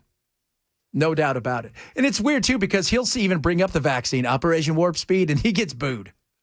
He does. Okay. If your mother or grandmother comes to you and says, Belle, Luke from General Hospital loves me. We're having a torrid affair. It's not real. I'd be like, Granny, get back in the grave. That's right, Belle. They love me. Listen to this. Authorities are investigating a scam that used artificial intelligence to create a deep fake video of General Hospital star Steve Burton conning a Los Angeles woman out of her life savings. Hello, Abigail. I love you so much, darling. I had to make this video to make you happy, my love.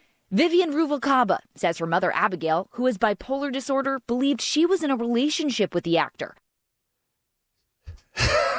Doesn't even sound, hi, everybody. I really love you, Abigail. And she bought it. She bought it.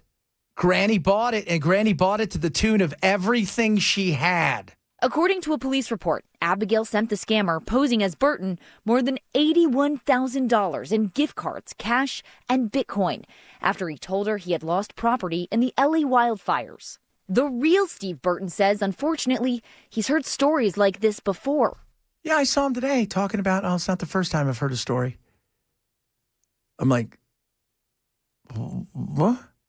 And I've heard stories about people calling, and because all they need is a little bit of your voice, your kid's voice, stuff like that, and then they can clone it, replicate it, and do those phone calls and stuff.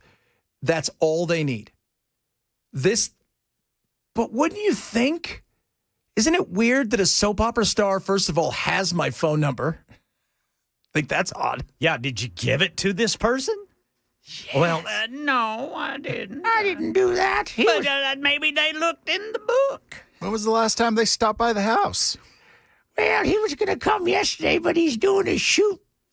Laura's coming back from Luke and Laura. We're going to meet up for tea next week. I just have to go to the bank and give him $81,000 so he can build his $50 million home. He says I'm fetching. He likes the way that my pantyhose roll up to my knees. Where is your family, and why do they still let you drive? That's Randy's all, why does an old lady have $84,000 in Bitcoin? Because, Randy, she's smart. Yeah. She's smart.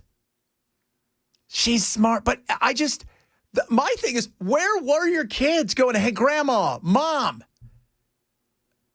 Tim Burton, right, doesn't love you. Bob Burton. He doesn't know you exist. That's not real. Okay, Tim Burton. Whoever it was. This good-looking fellow with crazy hair. I got to tell you guys something right now. He says that I'm going to be on the General Hospital with him. Do they still do soap operas? Oh, yes. Yes. Yeah, there's one on ABC. I think it's the one that's on right now. There's somebody in bed for about 15 minutes every episode. Really? I think this is General Hospital. Oh, it is. Is Luke and Laura, are they still alive? Laura's still on it, but Luke's not. Luke, isn't it Tobin Bell? I can't remember his name. Remember Tobin Bell? No. He's Jigsaw. No, that wasn't. Okay. No. That guy was a soap star. Yes, he was. You guys remember Passions? Jeannie Francis is I Laura. do. You remember Passions? I'm like, isn't there a vampire and a midget on it? I was getting ready to say, yeah, there was a vampire and a dwarf. Oh, my Lord. That was like, somebody thought that was a good idea. Say there, I love you. Luke and Laura. God, that was huge when I was a kid. Well, it's me, Anthony Geary called me today. Says he really wants to hang out with me. I used to watch General Hospital when I get home from school every day. My aunt got me into it when I was a kid because I come home and she had to babysit me, and that was when Luke and Laura was hot. Like, everybody was Luke and Laura, Luke and Laura, Luke and Laura. That whole storyline of him raping her and then they end up getting married would never fly in this day and age. No. No. Because back in the 80s, kids, no means maybe. The 80s. We hit different in the 80s. That's a different time, man. There was a that different world time. does not exist anymore. No, that does not. Cocaine in the 80s. That was the thing, like a big thing, and nobody cared. Hey, I love my dwarf. Settled to Anthony Geary, yeah. I said, hey, somebody said Anthony Geary sighting. Is he still alive? God, Luke and Laura was huge. Now I don't know. I didn't even know they did it. I thought it was only on, was it Days of Our Life? That was a soap opera. Yeah. And then it was Passions, though. All My Children. Young and the Restless was the best. Was it? Victor, what was his name? Oh, Victor. Victor, I mean, he was always very calm. He'd always talk like that. Yeah, I love it, too. So wait, I just want to get this right. So you slept with my twin brother that I didn't know I had, and you guys got married? Congratulations. But I thought it was you. Oh, my goodness me. Yeah, those things. Do you think they just come up with the most absurd stuff? Absolutely. Oh, that has to be fun. They don't make a ton of money. I had a friend who did several years, and they get paid. Oh, they get paid okay, but you only get paid for what you work. They don't sign you to massive contracts because well, if you get big enough on the show, they will. But yeah, the way they it's start like Susan Lucci, Yeah. but not in today's world. It was Victor Newman and his wife, Nikki Newman. Oh, there we go. Bo and Hope. Oh, that's right. Bo and Hope. That was my grandfather's dog's name because Bo and Hope. Somebody said homo vibes. I don't think I like your horrible hate of the LGBTQ plus and us. Which is highly represented on General Hospital. That's right. And by the way, just to let you know, we're part of the allyship. Victor was on Days of Our Lives. The Dumb and the Useless. Oh, the original Dark Shadows was great. Did you guys ever see that? Mm-mm. I've seen a few reruns. Dark Shadows. Was it Barnaby? Yes. Barnabas. Yeah. It was a vampire. It was it was a straight up vampire show. And they did a movie like 15 years ago with Johnny Depp. Yeah. Yeah, as a comedy, but it wasn't. No, it was straight soap opera back in the day. It was even shot like one. It was totally shot like one. Do, do, do, do. Steve Burton actually built a house in Franklin a few years ago. Did he now? Just happened before he fell in love with me. That's where we're going to live. Wonder where he got the money to do that, huh? Barnabas Collins. Barnabas Collins. Oh, man. We should do a soap opera too, kids. And I found out they won't take me if I have tattoos on the old Hallmark Channel. Well, don't worry, because I will cover these bad dogs up. You'll never see them. Well, it'll be cold. Yes, that's right. It's cold. You'll have to wear long sleeves. Skippy. Skippy indeed. Coming up. Who knows what? We got a lot of stuff still to talk to. We're taking some of your text messages as well. Bell, tell everybody how to text us. 615-737-9986. There you go. Civil and easy. Chat Ben Show, Super Talk 997.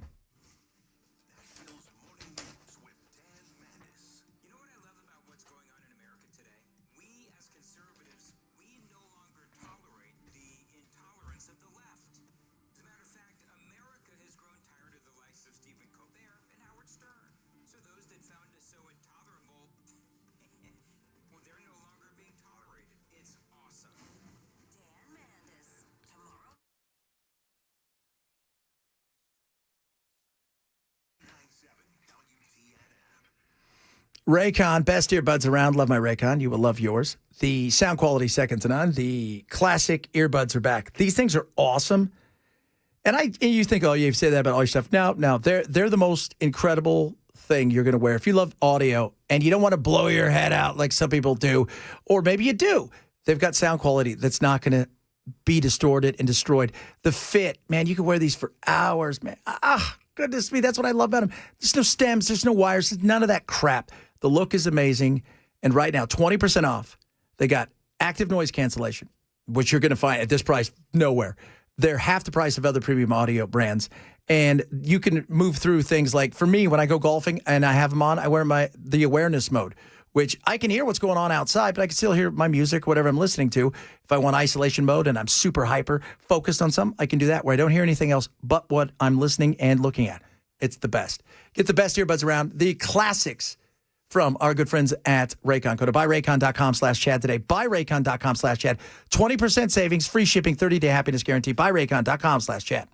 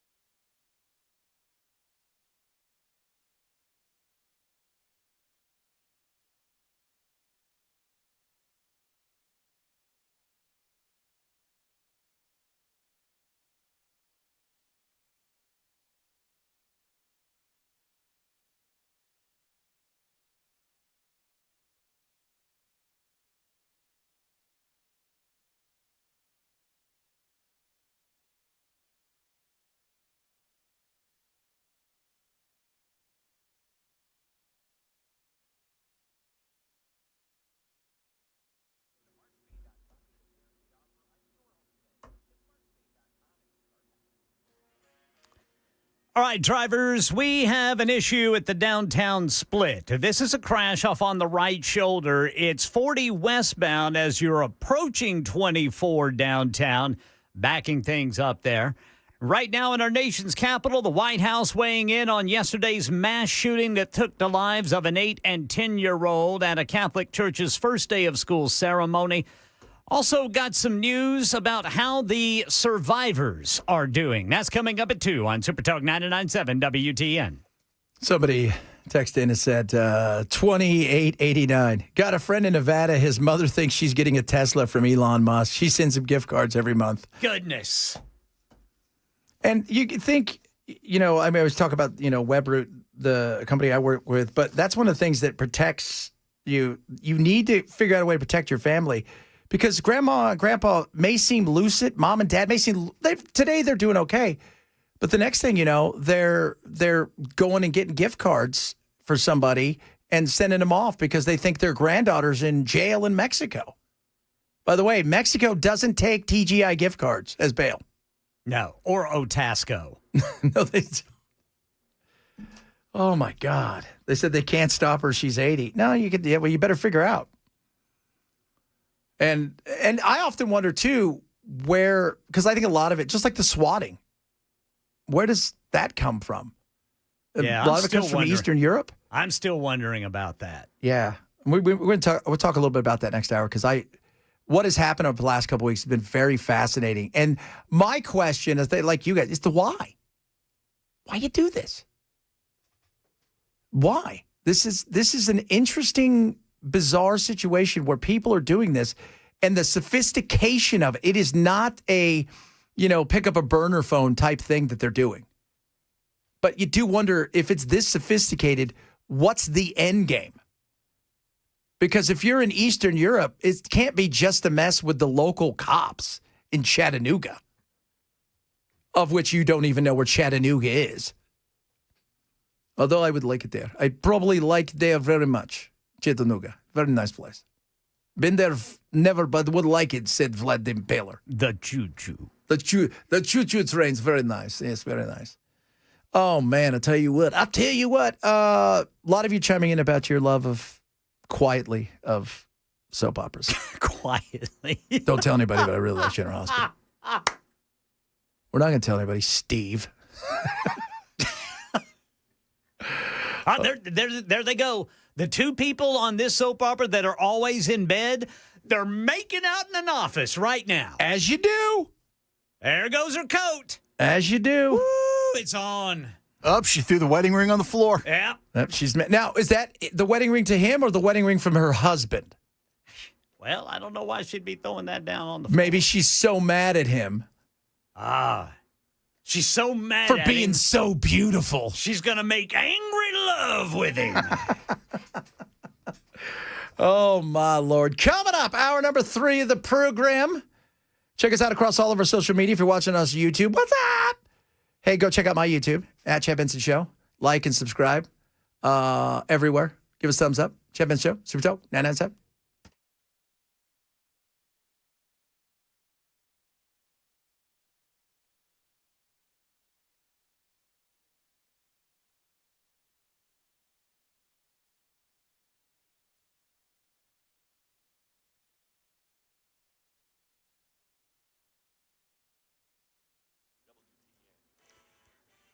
2 o'clock on the dot. I'm Ken Weaver with your top stories. Got the full forecast coming up in 5 minutes. And right now in Tennessee, a 22-year-old Murfreesboro woman under arrest by the FBI, charged with threatening to kill Senator Marsha Blackburn. Court records indicate Penelope R. Convertino allegedly left a voicemail at Blackburn's Nashville satellite office.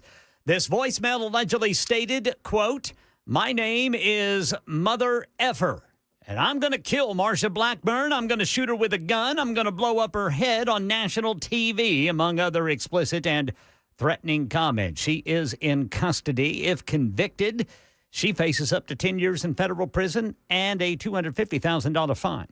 Right now in our nation's capital, the White House weighing in on yesterday's mass shooting that took the lives of an 8- and 10-year-old at a Catholic church's first day of school ceremony.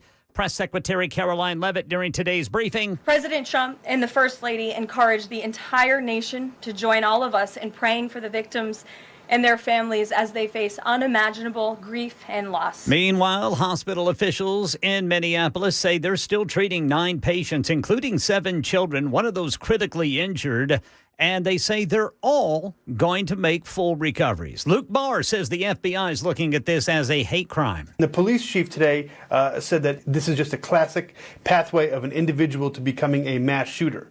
The police chief said that the individual clearly harbored a whole lot of hate towards a wide variety of people. So, while there's no motive right now, the police chief is clearly saying that this was premeditated. New CDC Director Susan Moneris says she's not leaving after the White House announced her firing after less than 1 month on the job. In another battle, Fed Board Governor Lisa Cook suing President Trump over his attempt to fire her, calling it unlawful. This is different than what we're seeing with the Lisa Cook situation because there is an authority here for the president to fire her.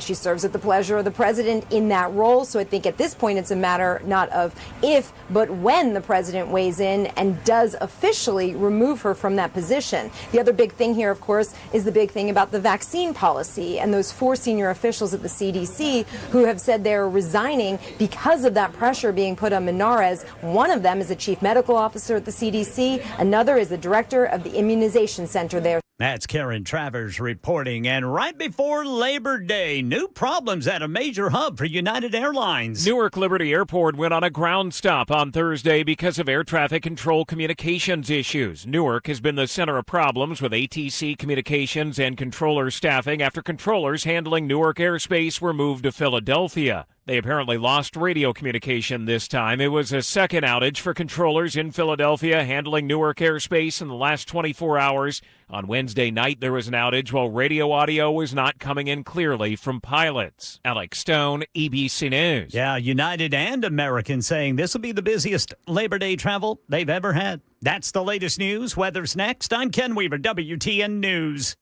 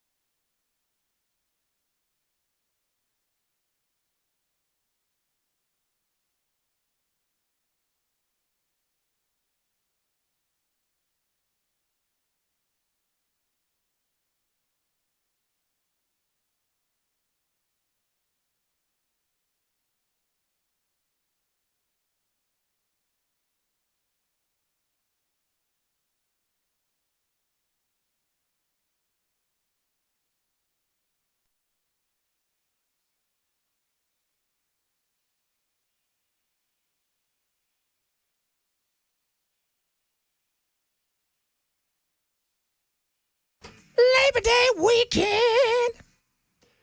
Traveling out there, be careful. Leave. Take Tuesday off. You got my permission. Tell your boss. You're welcome. Chad says I could. That's right. I'm going to take Wednesday off, too. I know. Hey, Bell's taking it with Tuesday, Wednesday off? Yeah. King Louis? Yeah. All right. So, King Louis going to be in here next week. I'm taking tomorrow. Dez will be in here tomorrow, and then we're all off Monday, but we'll be back here bright and shiny, except for Bell, on Tuesday. But yes, you're tell your boss. It's just too much travel. I got to take that day off. I don't do anything on these. I like the 4-day weekends where you take a Friday and a Monday off. Matt just texted me and said he's back at the repair shop with his truck and he might be tight getting to the show. That's okay. I can handle it, Matt. If you need it, dude, I got you handled, brother. Don't Just worry. FYI. It's all good. Matt, just snap and, go off on him. Yeah, that's the way it is. So, the latest, Ken, is what we have. How many are still in the hospital? 9 are still in the hospital, including 7 children, one of whom is in critical condition, but hospital officials say all are expected to fully recover. That's good. That's great news. And we were talking last hour, and the trans thing, became a great talking point. Oh, we'll make it about trans. And I get it. A lot of people, look, stay away from the kids. It's always been my number one thing. If you're 35 and you want to add a tail, I don't give a rat's ass. As long as you're not hurting somebody. That'd be weird, right? And what was that great Rodney Dangerfield? My wife's so ugly, she went to the doctors, they added a tail. I watched some of those old clips of him, man, and I mean, he just straight off, just right there. But the kids, yeah, they go after the kids. But you know what? There's also this group of people, a younger generation, that is being told that if you're straight and you're white, you're a bad, because, you hear our girl, Kylie, every Wednesday. This is for all the white people out there. And she's white. You're the worst. You're horrible. You're this. You're that. And there's a lot of people out there that are hunting for a reason to be special because they're not special enough in their own mind. And so they go and they get sucked into this. And it's a lot of times they're looking, just like gangs do and cults. A lot of these activists, they're looking for lonely people that they can sway, people they can do certain things to. This person, though, I think was as much about attention, was not well in the head, and not hearing voices, but angry at all kinds of things. Like he found out his brother was Superman and he was nothing. That'd be hard, right? That would be. I mean, Jesus had a brother. We don't talk about him. James, but he wasn't the same, Yeah. It's like, you guys are always talking about that guy, aren't you? Why can't you be more like Jesus, James? Because. Make some wine. But it's people want this. They're addicted to the internet. They see all the things. They want the likes. They want all this stuff. They're looking for their path. And when I hear the SSRI, I had several people say, Chris and Trump and all these people think it's the drugs. People who are sick, who have mental illness, a lot of times they tend to be the ones that if something does happen, that's just a numbers game with people that have trouble already. Is it correlation causation kind of thing? Are you just giving everybody here, it's like if you got 1,000 people that are suicidal and you give 1,000 people SSRIs or something, and then a few of them end up doing something. Well, they were already in that position anyways, already thinking about that. Did you save more? It's okay to look at stuff, but we're always looking to lay blame. And every once in a while, you got to put blame where it should be. Right? I mean, Chris Rock said it best. Everybody want to know what the kids was listening to. And what kind of music was they listening to? Or what kind of movies was they watching? Who gives a fuck what they was watching? Whatever happened to crazy? And sometimes that is the answer. Whatever happened to crazy? So, and Belle, I'm sure you see a lot of the text messages. How many people will chime in? It's the video games. It's video games. Oh yeah, it's ridiculous. I've been playing video games for 40 years, and I've killed everybody I've ever wanted to kill. In the video game? No, in real life, and that number happens to be 0. Yeah, it's not the video games. It's not. And people say, well, it's the horror movies. I watch horror movies. My friends watch. I love horror movies. They're incredible. You know what? No want to ever hurt anybody at all. Lots of people in Tennessee have guns, and none of them go into places and start shooting people. Yeah. It takes defending yourself. People understand that. A crime of passion. People understand that. Even gang crimes, you don't have to, I mean, you understand, okay, you're something you're fighting for or over in your mind that you're doing. This is mental lunacy. You saw that stuff. And the red flag thing is a big thing, too. This is actually, I think his name is Jacob. Okay, I'm going to read this. What do you think his name is? It's F-R-E-Y. I'm going to say Fry. Fry or Frey. So this is the mayor of Minneapolis because he was asked, you guys have this big red flag thing. You passed it. What's up? I don't know all the details yet. And so I'll speak generally, though. We have more guns in America than people. I don't see a reason why people should be able to buy a gun 1 month and then buy a gun the next month and then the next month after that. People, obviously, that have these severe mental health issues should not have access to guns. Yet this particular individual had access to a whole heap ton of them. People who say that this is not about guns, you got to be kidding me. Everybody, it's not about guns. No, it's not. Everybody I know, I'm a 2A guy. Everybody I know, myself, I don't know anybody who in their right mind goes, you know what would be great? If people who are mentally disturbed have all the access they could use to guns. Nobody wants that. They don't wake up in the morning hoping to have to defend their stance on their protections, their rights when it comes to guns. Nobody wants that. They agree. People who are mentally disturbed shouldn't have access to guns. But because we live in a world of freedom, because we live in a world where personal responsibility is, well, it should be looked upon even more, when it comes to our liberties and freedom, and we need to guard those things, there are things out there that people who are mentally disturbed can do. But if somebody wants to kill a bunch of people, you're mad at the tool they used. A tool which didn't sway them. It didn't call him on the phone. It didn't go over to his house. It didn't David Berkowitz him, the dog. And taking away the scary-looking rifle doesn't fix the problem of mental illness. And if somebody wants to go online and figure out how to build a bomb, they can do that. Are we going to take away going online? If somebody wants to drive a car into a crowded people, are we now going to take away the keys? You're not fixing the problem. You're not looking at, you want perfection. It's never going to happen. And I'm here to tell you guys, if you think this is the last one, no, there's going to be a lot more. I'm not a soothsayer. It's just reality. It's like saying there's going to be more earthquakes. There's going to be. And it's just like that Christmas market in Germany. Oh, yeah. That seems to be a favorite target for people who use vehicles. Yes. Well, because they don't have the access to the guns. So they pivot. Right? And everybody wants to talk about, like, this is a hate or terror. We had terror on 9/11. Nobody used a gun. We had a guy who decided he was going to blow up in Oklahoma a place because he was pissed at the federal government and all the things that happened. And what did he do, Timothy McVeigh? What kind of gun did he use? Anybody? He didn't. Nope. Angry and crazy will find a way to do things.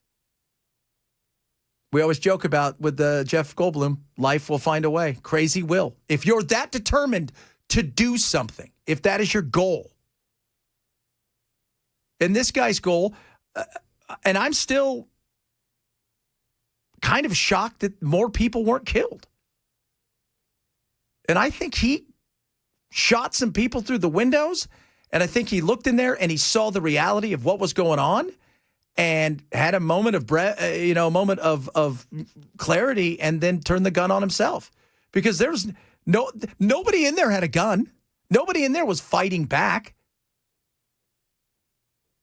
I think he saw what was going on,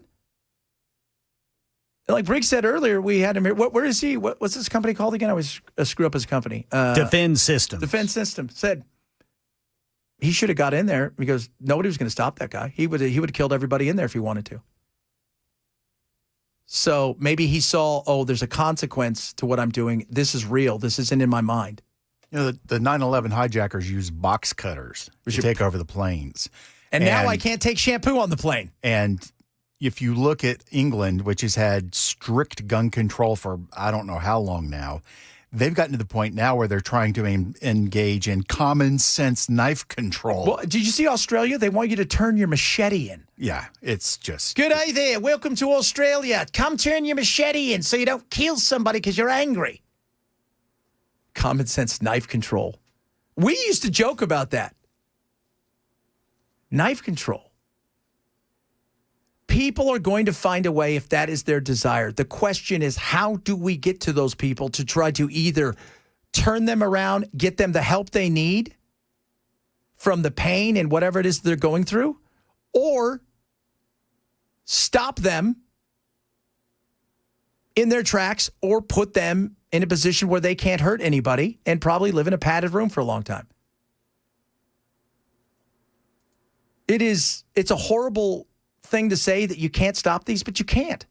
If people want to kill, they're going to kill. And it's there's no rhyme or reason of what happened. There's no, those two kids and all those kids went there yesterday. There was no thought in anybody's mind that as they're going to the mass to celebrate the first week of school, that this was going to happen. And the randomness of it all. But when you read the nut, I think he was, somebody said earlier, he's a narcissist. Oh, absolutely. I think he was an attention hound. I think there was a lot of things that he was trying to convince himself of, including the fact that he had cancer from vaping for a little while. But he wanted to do something and he did it. And if he wouldn't have had a gun yesterday and his job in his mind was, well, I still have to do something, he would have gotten a car if he was that determined, and he could have run all those kids over as they're walking back to their classrooms because it was separate from the school. Then what? Or like Ken said, a farmer's market just comes speeding through there if that was their goal. So removing the gun, you still leave the person with the problem. You haven't changed anything. You've just changed their tool that they want to use to something else. That's the real question. How do we get to that? We'll see. Coming up, we got some other stuff to play. And again, whatever happened to Crazy. I want to talk about the swatting thing because I'm still curious about this. It fascinates me but why again are people doing this? Chad Benson Show, Super Talk 997.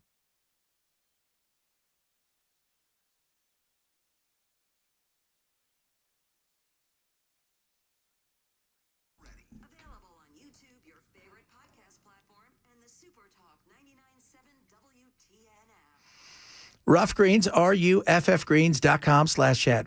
Vitamins and minerals, all of these things I talk about. It's a powdered supplement. You take that stuff out and you just sprinkle on top of your dog's food and your dog's going to be so happy. So happy. I'm telling you, they're going to love the taste. And if you're like me, I love the fact that my dogs are healthy and happy. And my mother uses this for her she's got giant dogs. The smallest dog she has is a St. Bernard. And they love this, whether you have a big dog or little dog. The thing about it that's incredible is how it has helped them with their hips and their aches and their pains and their joints, made them more mobile, give them more energy. It is incredible what this stuff, and it's one scoop a day, and you have to change your dog's food. Try a Jumpstart trial bag of Rough Greens today. I think you'll be absolutely shocked to find not only will your dog love it, but the energy level and their health is going to improve tremendously. It's a $20 value. You cover the cost of shipping. They get it out to you for free. Ruffgreens.com/chat. ruffgreens.com/chat.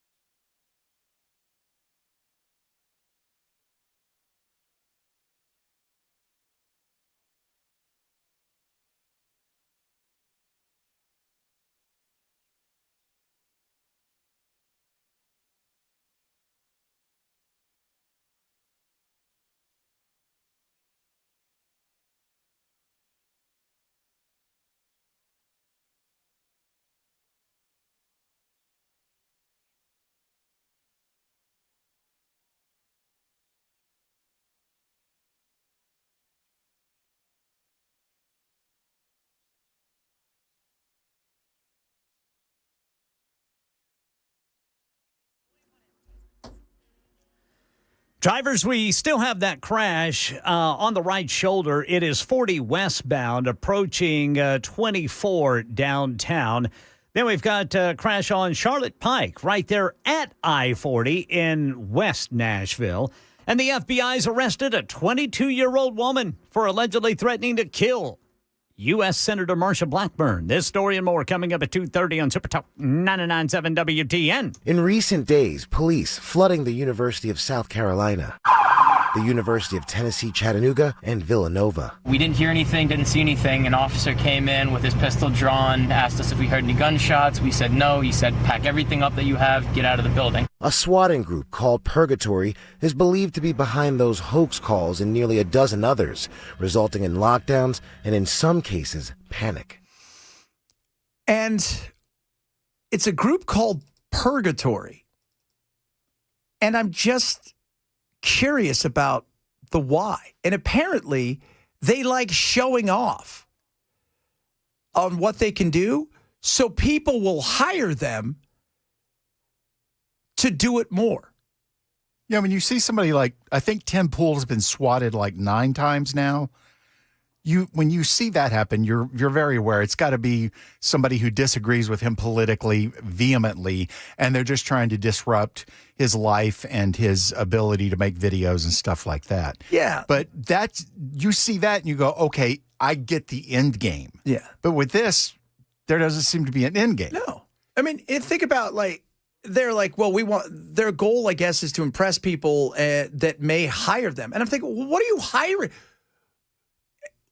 What are you hiring people to do this? Why would you hire somebody to go do this if you're that serious about swatting for whatever reason? I don't know, or making, the hoax calls. Is there money at the end of it? Well, maybe for the people that are doing it, I guess, if you're hiring them. But why would you do it? Like I say, with Tim Pool and a few others, and they get swatted because of their political beliefs. People want to go, and they go and swat them. And, you would think about the 9th time you've been over there, you're like, maybe this isn't a real call. Like, maybe we should call him. Oh, and by the way, I'll give you guys, if you ever think about it, if out of nowhere somebody comes to your house with pizzas and you didn't order the pizzas, know that you're going to be swatted. That's kind of one of the big telling signs. So that way they know you're home.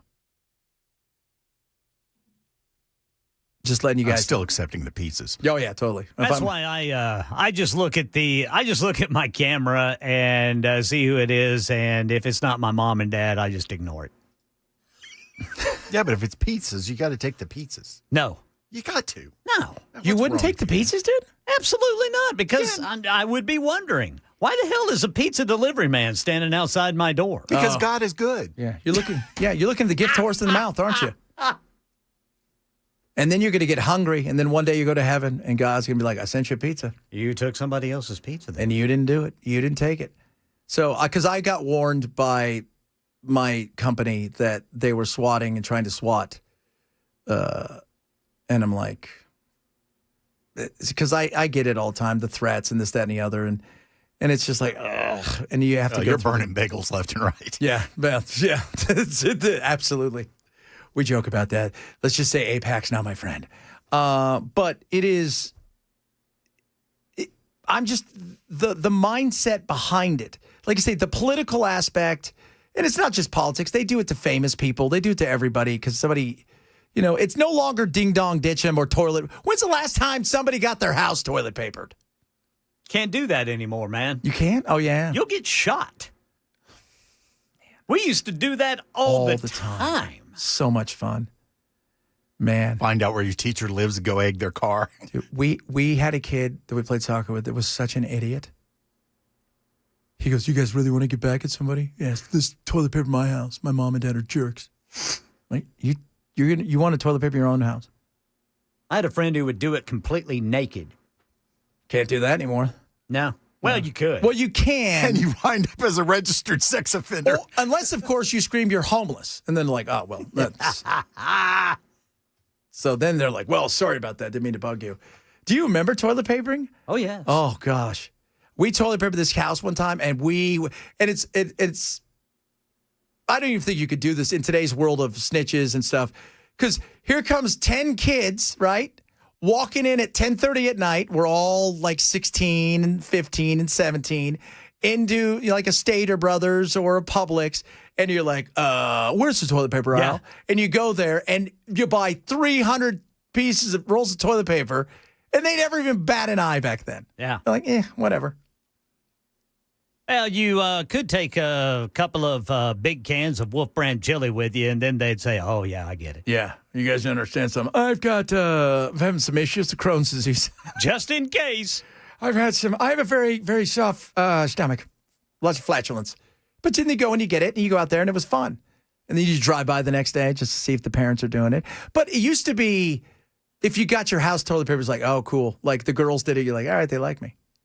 My mom used to say, tell the girls to stop toilet papering their house. I'm like, no, Mom, they like me. Now go pick it up. Mom, it means I'm popular. Yeah, no doubt. No doubt. But I can't do that stuff anymore. Whatever happened to that? Instead, you have to swat somebody. And it's going to happen sooner rather than later when there's going to be a firefight. Well, that's the thing. I mean, and it's going to be terrible for whoever is involved. If it's a law enforcement officer who accidentally shoots somebody or vice versa, it's going to be horrible whenever there was nothing really going on. No. Just because you didn't like somebody's thing, or when it comes to these colleges, I don't know what the goal of the colleges and these kind of things. Swatting, I guess, like the Tim Pool thing, I don't get it. But I get it. I get you don't like their politics and you're going after them, but I don't get why you're doing it. You don't get anything out of it. But these are just kind of ridiculous. And unless, and they're a group that's doing it, but I don't think the group's a terrorist organization where they're like hoping to get all these kids out of class and then when they're all running out, attack them.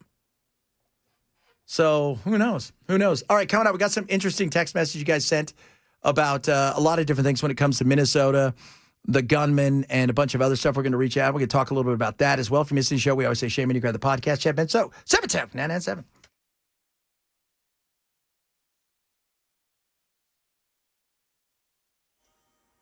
I'm Ken Weaver with your top stories. Got the full forecast in 5 minutes. And right now in Tennessee, the FBI's arrested a 22-year-old woman for allegedly threatening to kill Senator Marsha Blackburn.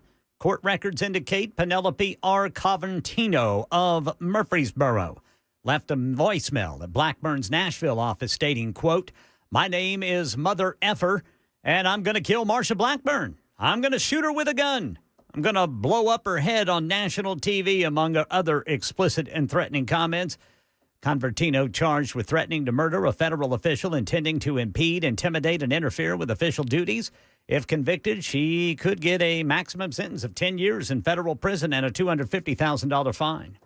Congresswoman Ilhan Omar weighing in on yesterday's mass shooting in Minneapolis. A simple ban to make sure people who should not have access to these weapons do not get them, and then cause harm and trauma for generations to come in our communities. As for the White House Press Secretary Caroline Leavitt called the shooting in Minneapolis horrific and a horrible tragedy. We are all eternally grateful to the heroic law enforcement officers and first responders whose courage and swift response aided all of those impacted by this horrible tragedy. Asked if the administration had plans to address mental health problems as they relate to mass shootings, Leavitt didn't say, but said for now the White House is focused on helping the people of Minnesota and said the investigation is ongoing. Karen Travers, ABC News, the White House. Hospital officials say the 9 victims, including 7 children still being treated, will make a full recovery. That's the latest news. Weather's next. I'm Ken Weaver, WTN News.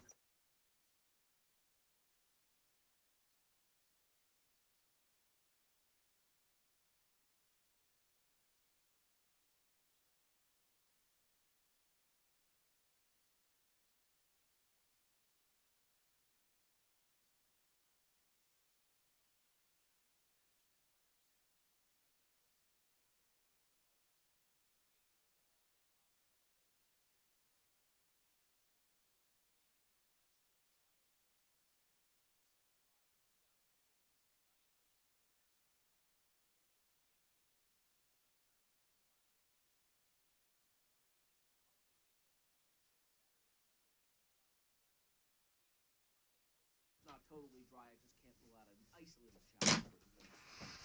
I was talking to the boss, dude. God. Hey, boss doesn't, he's not as important as the commercials. I know that. Guys, our friends at Beacon Capital Management want to help you because this big, beautiful bill's got a lot of stuff in it. You probably have no idea what it means when it comes to your taxes.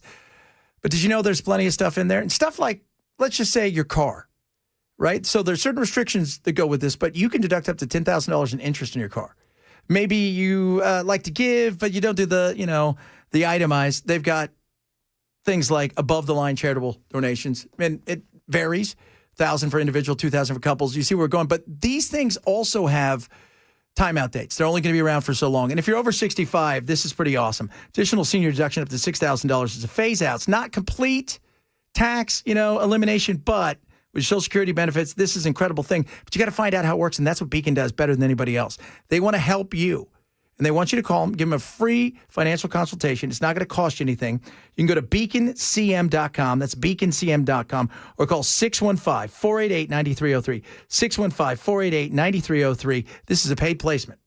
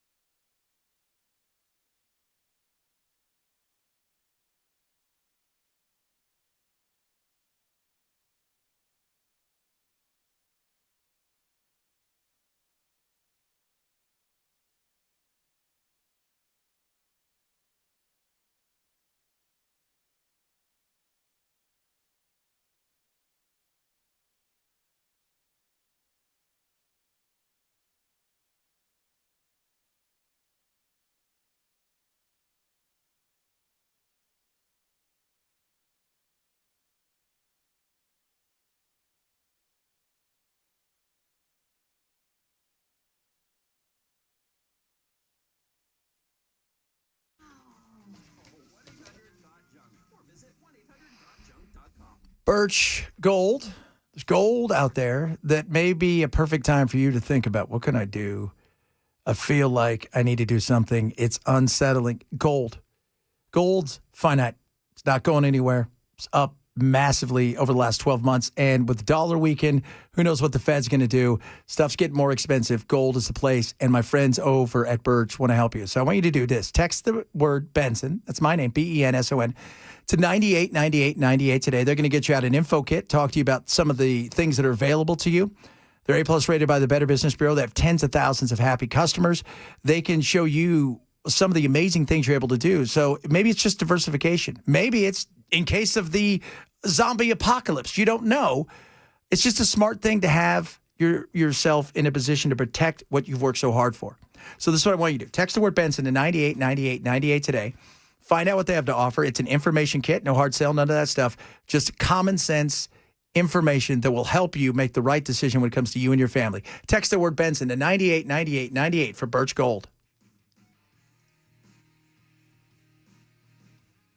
So, Ken, I don't know if this is true, but somebody just said this and I could see this. The police chief said they haven't talked to the shooter's mother yet. I do not know.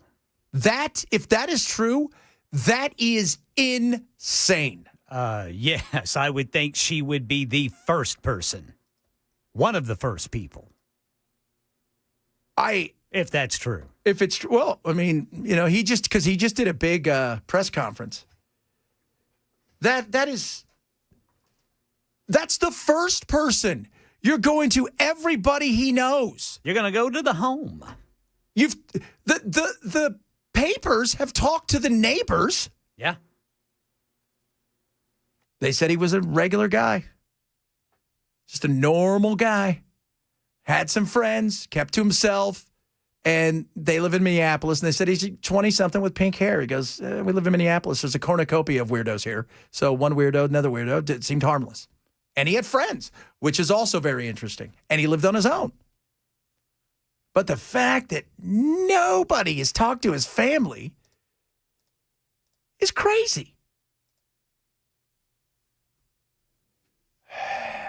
That would have been, I wouldn't even know what to say. They said the last question was that. Somebody said in the press conference just ended, said the last question was that. And 1313 says, I can't believe it, but he said it.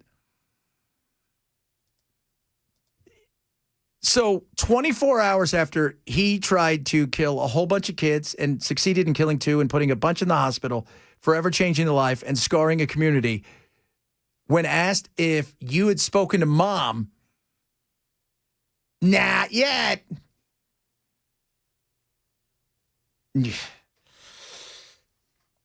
And, the other thing is when you don't do that, Mom's already lawyered up. It's got to be a weird call to make, right? To a lawyer. Hey, I don't know what to do, but. And you should, by the way, if God willing, none of this ever happens to you guys, lawyering up is a smart thing to do, even if you're not in trouble, just so you don't do something that could cause more harm in a situation. It's always the lawyers, man. It's always the lawyers. A lot of you, the SSRI thing is interesting.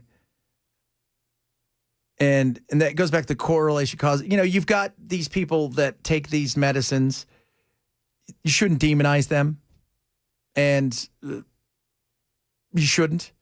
I think people do if, people are depressed or people have a chemical imbalance in some way, shape, or form. There is...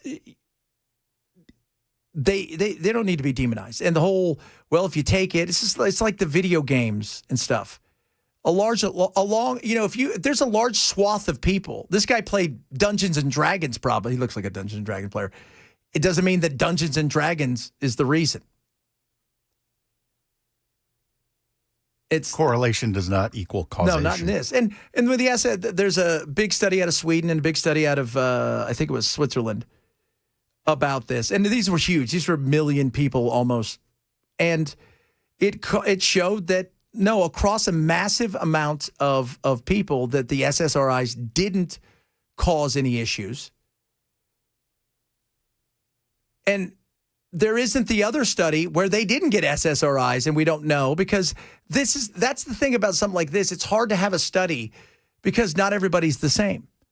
So it's not like you can break a person in 2 and split them off and give them SSRIs to see how they're going to do with their depression, if there's any violence that comes out of it, and then take the clone and it acts the same, but it doesn't get the SSRIs, and see what's happened.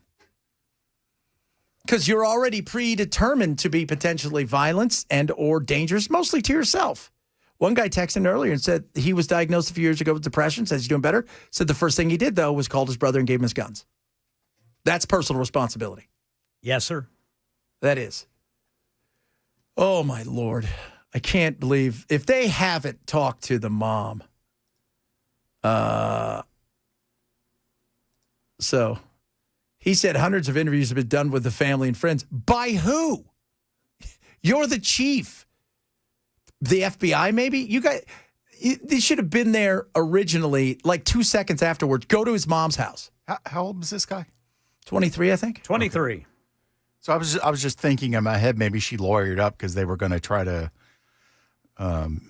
corral her into the ring of responsibility. But if he's 23, there's no way they could hold her responsible, I don't think. No, somebody asked earlier about if he was in her home and she knew that he was potentially dangerous, maybe, but he lived on his own. So, and he's over 18. How could you hold a parent responsible for that? Yeah, so there's no reason for her to have lawyered up and not refused to speak. Well, unless, of course, she knew and helped him get the guns. Yeah. That kind of stuff. Oh, that's a good point. Yeah, if there's a medical history of this. Yeah. That's the other thing. Problem. But it doesn't seem to be there is even a medical thing. Right? There's no medical. Well, I mean, like a treatment record. Yeah, I haven't seen it. You figured that would have come out by now, that he had sought treatment, which, he didn't. And he was obviously disturbed, and he had issues with, he thought he was trans. He thought he was a woman. Although every picture I've ever seen, he's just a dude with little ponytails or whatever those things are, pigtails. You're not really, he wanted to be, in my mind, I think he wanted the attention. He was an attention whore. Yeah, he was an attention whore. That's it. He wanted the attention. Probably didn't take I don't think he took like a lot of people. See, and you're seeing this a lot in the quote unquote trans community, which is they're saying that way, they'll dress a certain way, but they're not going anymore and getting surgery because they're hearing all the nightmares and stories. They're not taking hormones. They're not taking hormones. They want people to look, and they want the attention. They don't want any of the stuff that comes with it because they know eventually they're going to snap out of it. Because that's all. And they're also, even ones who believe that they're this and they want to identify, they're not getting the surgery anymore either because they're hearing about the fact that they can't have kids one day, that there's no pleasure. You're not getting, I got news for you guys and gals. If you think that's what's going to happen, you're not getting something special. You're getting a wound, and you're getting something crafted poorly, like that little thing that you used to make when you were a kid for an ashtray, and you give it to mom and dad. Everybody had an ashtray for mom and dad. Ended up holding keys. That's it. Remember that? That's stuff I always tell my kids. You want to know what it was like growing up in my time? What'd you give mom for Christmas? I got her an Amazon card, or I got her some spa bath bubbles. I made my mom an ashtray in school. I drew her a picture of a Christmas tree. In school. I got her a carton of Cool Filter Kings.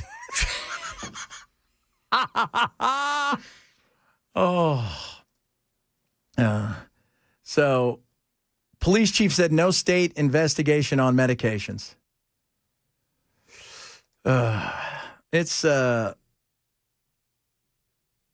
He's normal. I didn't know he wasn't normal. No, a normal guy that wanted to be a girl, not normal. No, saying he's wants to be something. Everybody reads into it when they hear this, they're non-binary. They're looking for 99% of them are looking for attention. I bet you they find out he's autistic somewhat. That's a big thing. Probably because of the vaccines. No, not because of the vaccines. I bet you they find out something like that. But everybody focuses on the trans or the gun or something like this. This person obviously had a lot of issues, but at the same time, a lot of that too was not enough attention, not enough of the right kind of attention. He wanted, in my mind, like a lot of these kids who do some of these things, they want this fame, this whatever. They know they're not getting fortune out of it. Right? There's no book coming from this for him. But they want to feel like they're special, so they say they're non-binary or they're trans or they're this or they're that. And they're not living in a real way that way. I mean, how many times do we see these, I'm non-binary, female, identify as female, and you're a dude, and then the girl identifies as male and she's a girl. It's like you guys are just making up crap so you can pretend. You feel like you have a boring life and there should be more given to you, and that people should pay more attention to you, so you do what you have to do to draw that attention. Yeah. Yeah, that's it. And that's it. Like you said, attention whore. That's it. This guy wanted, even the way he did all of his stuff, as we were talking about earlier, Ken, he wanted it out there now. He wanted to know what was going to be out there. He didn't want like a Covenant thing where it was hidden away for months or they found it and did. He wanted to take control and have that narrative for everybody to see, not the police that are the only ones that get it. He had 119 rounds, they said, and 3 guns. Wow. And he didn't get inside. Nope. That's a weird thing. That is. Well, and I wonder what those 2x4s were for then that they found outside, propped up against the doors. Was that to, in his mind, did he think they could try to escape from there? That's what, and the police chief yesterday indicated it was like to barricade. Okay. So he thought he was going to barricade them in. I wonder if he thought he was going to barricade them in there, then come through the front door, and then they would try to run to the back, and they couldn't get out. But I think he shot through the window because I think he started freaking out. And once he saw what was going on, and this is just me, I think he panicked. I think he realized the gravity of what he did, and I think he realized his life was up for what he thought it was going to be, and it maybe wasn't all that he thought it was going to be, wasn't going to fix him. And then he took his own life.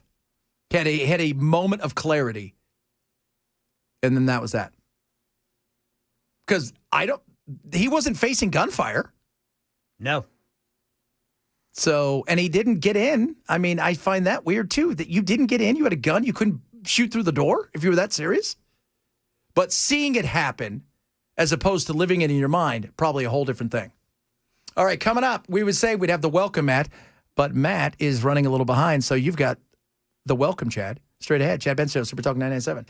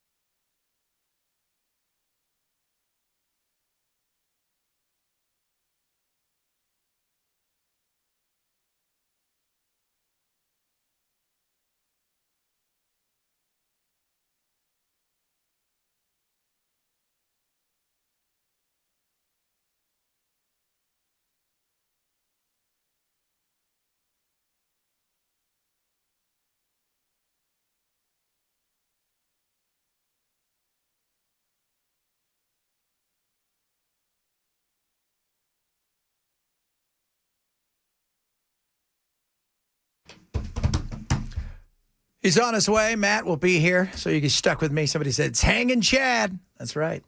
I ruined Florida. You guys are welcome. I stopped Al Gore. That's right. I remember my buddy is, I love him to death. He is an absolute progressive, him and his wife, the most uber liberal people you've ever met. But after 9/11 happened, you know what he said? He goes, I'm kind of glad we got Bush in there rather than Gore. So, right. Then after Iraq, we all felt like, really, we had Cheney in there. Yeah. It's kind of a Cheney thing. This is interesting. Okay, you guys ready for this? What country do you think consumes the most calories per day? America. No. Japan. Belgium. Oh. Almost All those 4,000 waffles. Almost 4,000 calories a day. But nobody's fat. No, they're not. How does that happen?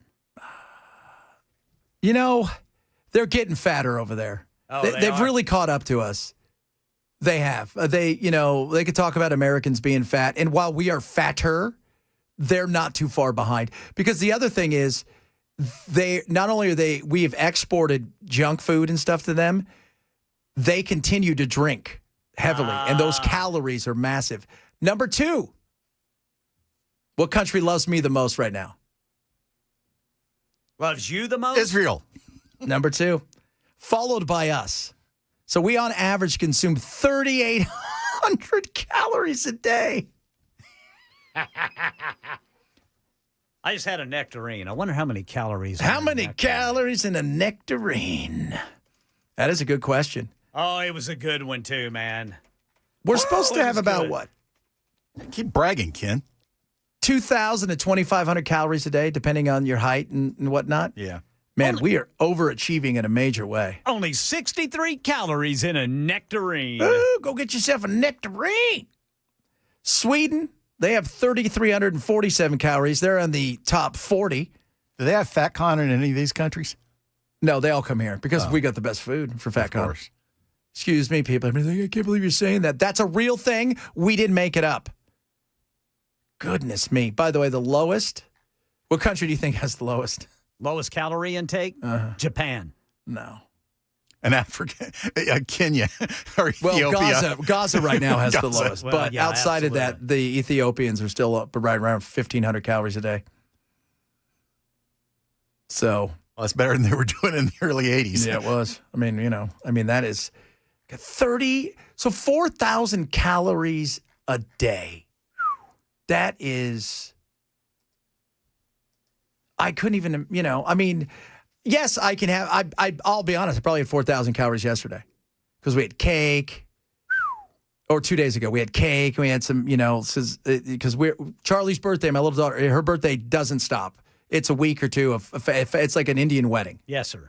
And so, your birthday was Tuesday, and I still got to wait till Saturday to give her a present. Then we had cake. We had more cake. We had pizza. Ice cream? It was an ice cream cake. Oh, okay. Yeah. Nice. Yeah, it was an Oreo ice cream cake. So we had several of those things. And then you had pizza. And then there was chips out for whatever reason. I don't know. Was she picking out on the cake? Oh, the cake, yes. She loved it? Yeah, she did. But I'd sit there and I think to myself, I probably had 1,500, 2,000 calories just there. And that was for dinner and that. What did I have for lunch? I had a sandwich. That was probably 500 calories. You start adding it up. If you think about it, it's calories in, calories out.